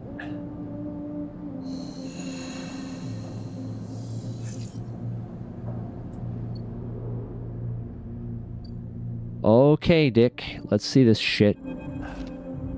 The compressor is quiet today. The usual crowds are elsewhere, and the pumping music washes over a handful of spacers and a few drunks. Ethan is still in the same stool, in the same pool of light. His head is low, close to the bar, and the bartender is ignoring him. Leave. This is ridiculous. You go to turn, but Ethan calls out, "Sleeper!" He turns to look at you. "Time to pay up again, is it?" He gestures to the bartender. "Come here, take their chits." Stay silent. The bartender ignores Ethan. It seems they've cut him off. "Hey!" He slams a hand on the bar. "Come take the chits." The bartender ignores him. Ethan lets out a huge sigh, rubbing his eyes with his palms. He reaches towards his holster. His elbow slips and the gun tumbles out. It clatters on the bar and falls to the floor, bouncing onto the ground between you. Both you and the bartender look at the gun. Stare at it. "Butterfinger," says Ethan, and puts out a hand, beckoning for you to give him the gun back, if you would. The bartender looks at you warily. You crouch down and pick up the gun. Point the gun at Ethan. Ethan turns his head in your direction a little, a sharp pale eye locking with yours. The bartender backs away. "Oh," he turns on the stool. "Oh, sleeper," he stands. "This is more like it." Wait. You hold the gun steady, training it on his head. Ethan smiles, like the dog that caught the car. He turns to the bartender and mock whispers, "I'm not sure they'll know what to do with it." Wait. You keep the gun on Ethan. Ethan smiles at the bartender. "Oh well," he says, and grabs the gun, slamming it back in your face in a single move. You stagger back and drop to a knee. Somewhere nearby, the gun clatters onto a surface. It hits a glancing blow, but it makes your vision swim. Through the blur, you see Ethan wrestle a small, thin slate from his belt and hold it up. "Enough of this. I'm logging the job and calling it in." Ethan taps at the slate. "No more playing." Your head aches. Ethan taps through a few screens impatiently. He swears and taps again. He starts shouting, a dull echo to your ringing ears. He starts screaming at the slate and throws it across the bar. He crouches down and grabs you by the chin, his face close, his breath heavy with drink. "SNARP just screwed me," he grins maniacally. "They canceled the contract." He stands up. "They canceled the contract!" He shouts at the ceiling of the compressor. You stand up, struggling to your feet, the sting of the hit fading. Ethan is rubbing his temples, his face pale. You hear a clicking sound, like coins being counted, like bullets being loaded into a magazine. When you shake off the last of the blur, the bartender has Ethan's pistol trained on Ethan's head. Ethan stumbles back toward the middle of the room, all eyes trained on him. "I'll kill all of you," he screams. He stumbles into the wall, spinning away toward the door. "I'll be back for that," he shouts at the bartender and lunges out of the compressor. Oh shit. Wow. You steady yourself on the bar and catch your breath. The rumble of conversation returns. The bartender goes to say something, but then thinks better of it and begins to clean the bar. After a while, you wander out into the light of the bright market, looking for Ethan around every corner. Okay. So the gun wasn't loaded. That's why you didn't care that I had it. Ethan may be disarmed, but you doubt you've seen the last of him. These dice are not wonderful, so we are going to karma those dice up. Okay. Instead of a bunch of 3s, it went to 2, a 4, and a 5, but I like that spread a bit better. Okay. And I didn't have to pay the asshole's tab. All right. He may be mad, though, but at least I didn't try to shoot him. I was like, I had the gun, and I'm just like, I froze. It's like, shit, I have the gun. But I also don't want to kill him. I just want him to leave me alone and let me go. But he won't do that either. Didn't know what to do. All right. Rabaya. As you approach the address, Rabaya gave you a heavy hand falls on your shoulder. What's your business here? The enforcer grips your shoulder, giving a hint of the strength her implants give her. As you turn, you see the same subsidiary eyes as Rabaya and Toshiro, glinting like mirrors on her cheeks. Gia, please. The sleeper is here by my invitation. At Rabia's command, the hand immediately loosens and an apologetic look replaces the scowl on Gia's face. Of course, Rabia, I'm sorry. Rabia waves her away. Don't you worry, I appreciate your protective instincts. She smiles at the enforcer. How about you head to the timbre? They have a delivery coming and they'll need some help with the lifting. Gia nods and walks away. So, sleeper, you came. I'm glad. It didn't feel like an offer. I'm sorry for that. She smiles a tight smile. You have to understand, finding you there in Sabine's unit, I wasn't sure where we stood. There are more than a few people on this station who would rather I was dead. I had to be sure you weren't one of them. I wish you no harm. I'm glad. Rabia begins walking and gestures for you to walk with her. She takes you down a staircase into the bustling walkways of the low end. What do you know about Yadigan? Nothing. Come on, sleeper, humor me. I know we have a reputation. People with carts push past, moving crates of supplies around the thin and winding passages. Our reputation is one that implies threat. Is that fair to say? We are framed as aggressors, parasites, criminals. She gestures around at the people in the passageway. But when was the last time you saw a lawmaker on the eye? A policeman? Who makes the laws here? Avenage? Yes, they like to believe so, don't they? By claiming a lineage that extends back to Erlin's union, they assume the burden of authority, but they have no authority here, out past the Bright Market, where few work in their shipyard or pay for their docking berths. If you had spent your time in the low end, maybe your opinion of us would be different. This is our place, our people. The low end was empty in Erlin's time. They didn't need to house thousands, and keeping the yards and the rotunda safe was work enough. No, the low end was reclaimed later when the refugees started arriving. Rabia meets your eye. The collapse didn't just happen here on this station. When Solheim collapsed, the entire system felt it. Colonies were abandoned, the moons of Ember and Cinder suddenly gained independence overnight. Some took advantage, some tried to hold it together, some fled. The Eye became a refuge, and Erlin, to his credit, extended an open hand to everyone. But many within his organization disagreed, and those new arrivals weren't as simple to corral as they had hoped. Rabia leads you through a small market hall, busy with small stalls and traders. Erlin's union was made of workers, administrators, people who were malleable and already organized into hierarchies and networks. The refugees came from different factions and families, were scared, injured, desperate. Conflict was inevitable. Yadigan is a child of that conflict, a child born out of the need for us to stand up and claim our future, to provide security, strength. People call us a gang, but we are a community. I take my position as lieutenant seriously, and from my birth I have worked to earn it. Rabia catches herself before she raises her voice any further, and you both walk in silence for a while among the smells and textures of the low end. You start to wonder if this place could be home for you too. Where do I come into this? Rabia smiles to herself and thinks for a moment before she responds. I believe that you understand the importance of a refuge, so I also believe that you wish to help keep this place safe. She exhales quietly. For this reason, I would like you to trust me. I do not know what Sabine told you about us, but I imagine it was not good. I will be honest with you, Sleeper. I was never comfortable with having Sabine as part of Yadigan. An ex-corporate employee? It goes against our nature. But their deal was with Yannick. I kept my distance, made sure Sabine had their surgery, kept it supplied. That was all. But I cannot allow people to go back on the promises they have made to us. Yadigan has not lasted this long because it is a charity. We offer and ask for support. Any betrayal will be treated as an attack. Who is Yannick? Yannick is one of the heads of Yadigan. They guide us. He is the newest to be elected. He is an elder. I don't trust any of you. Sabine found something. Please, I don't want to hear their accusations. They only wanted to escape their debt. They would have said anything. But where are they now to stand behind their claims? Stay silent.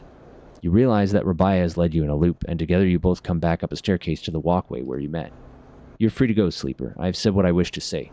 She looks out through the windows of the walkway. I would protect this place with my life, as it has protected me. I want to make that clear. She turns back. However, if you too wish to come under its protection, I can help you. Return here if you wish, and there will be tasks for you to complete. You'll be able to see Yadigan, to see the low end with your own eyes, not as others frame us. As for Sabine, she pauses to consider her words. I will not ask you to betray them, but if they contact you again, consider their motivations carefully. With that, Rabia leaves, slipping back into her office while you stare out at the countless units, each a home, each with a story that make up the low end.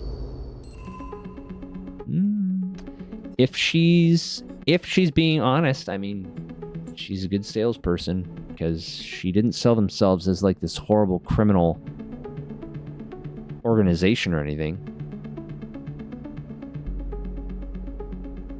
So far, between Yadigan and Havenage, I like Yadigan more, because Havenage and Hardin, fucking dick.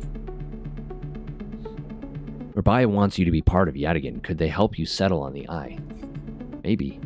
but they also seem to use violence to enforce their stuff, and I'm mostly interested in just figuring out a way to survive. Alright. I got some dice. What I want is this fragment. I cannot haggle over prices because I need a +1 on engage to haggle. So I'm just going to fork over 60. I'm just going to fork over 60. That's my third fragment. And then I can go and put it together in the fabricator.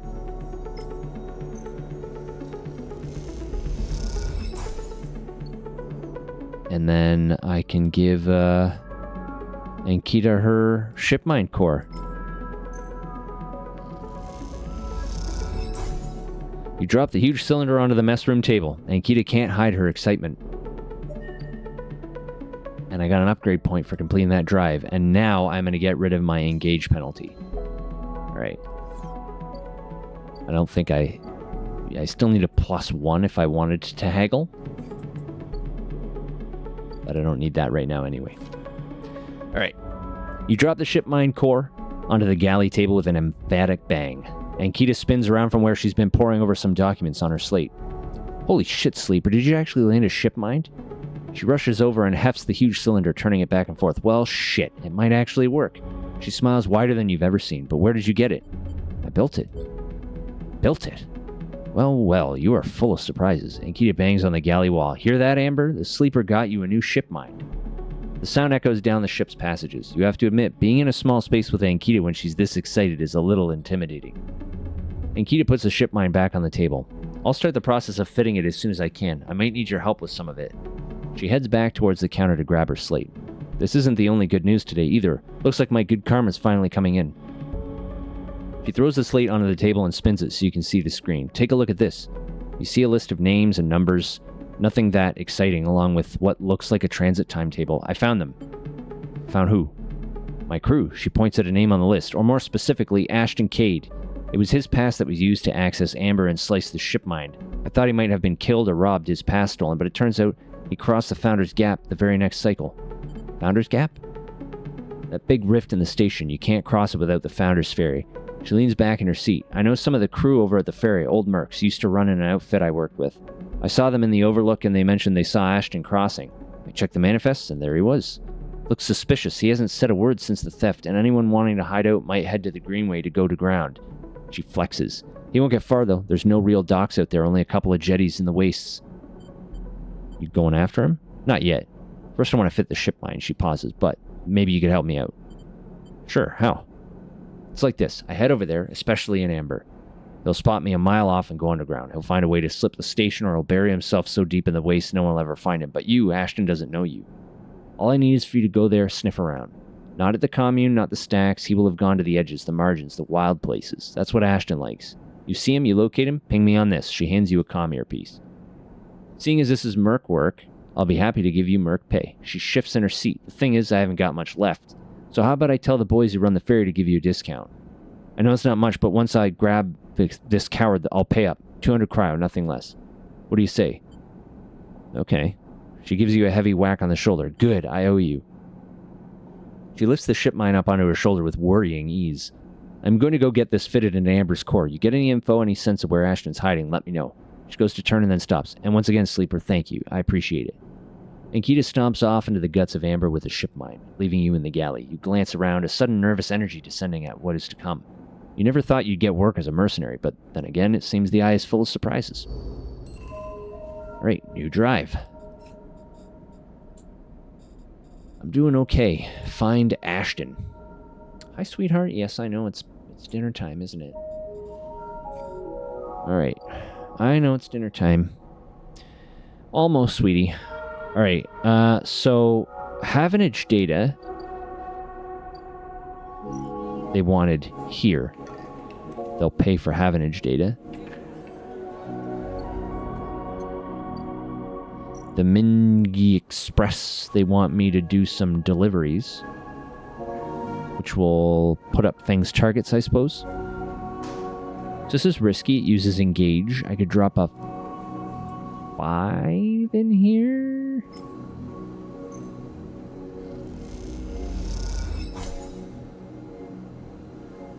I mean, it's better than nothing. It's going to take a while to work away on that.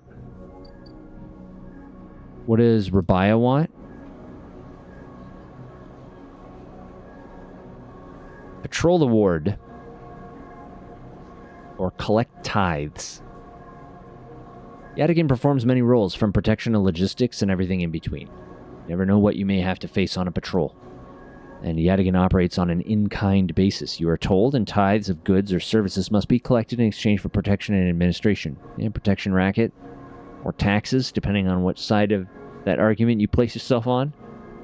However you feel about Yadigan, it seems working with Rabia is your best chance to get an insight into the organization. They may be the ones that could protect me from blowback from having to deal with what's-his-face, too. The passage across the gap is now only 100 cryo. I have not really anything there.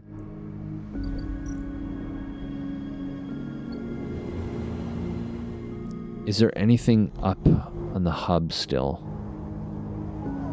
Virtual-wise, it doesn't appear to be.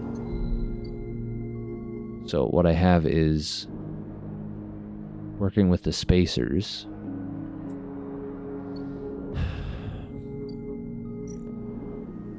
I really wish that Feng could remove this fucking tracker. I would feel a lot better about that. Maybe that's my best bet right now, is to try to get this fucking tracker off of me. It's like my priority currently.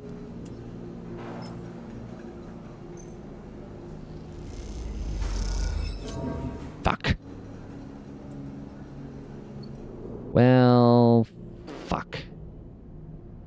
Alright. Ah, man. I have a 1 and a 2. Those are best spent down here, I think. Havenage, Yadigan, probably. Fuck, Havenage. Havenage wants 2s. Upload my mind to the station and leave the meat suit behind. Yeah, I wonder. The problem, though, is I'm not fully digital consciousness, right? It's a plan, maybe figuring out with, like, what the other sentiences on the station have been doing, that maybe there's a way to do that. But I think right now I still need the body in a way, right? Like, I'm still tethered to it.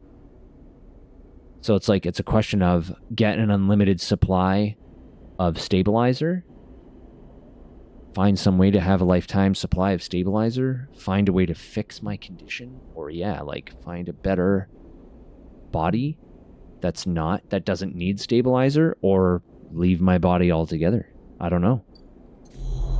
There are some options. All right, Yadigans use 1s, so I'm going to drop a 1 in here. And this Greenway cipher, I think I need access to the Greenway first before I can use it. And then I'm going to try to do sunbathe here.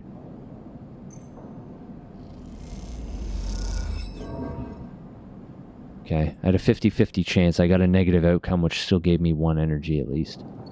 So I won't be starving tomorrow. Okay. That's it. We're out of dice.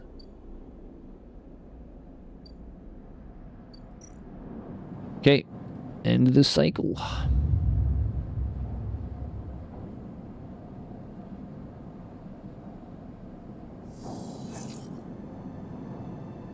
It's a decent dice spread, I think. All right. I think that's it, though, for today. Does it say anywhere, like, how many days I've been? I think it only says it on the main menu. Anyway. Yeah, that's it. You're a big sucker for the AI trope in sci-fi? Yeah, me too. Have you seen Transcendence, Free Frag? It's a movie with Johnny Depp. I think. What it was? It came out like in like 2015-ish or 2018-ish, I think. It's called Transcendence. It is fucking great movie if you like that trope. Like the human being ascending into an AI.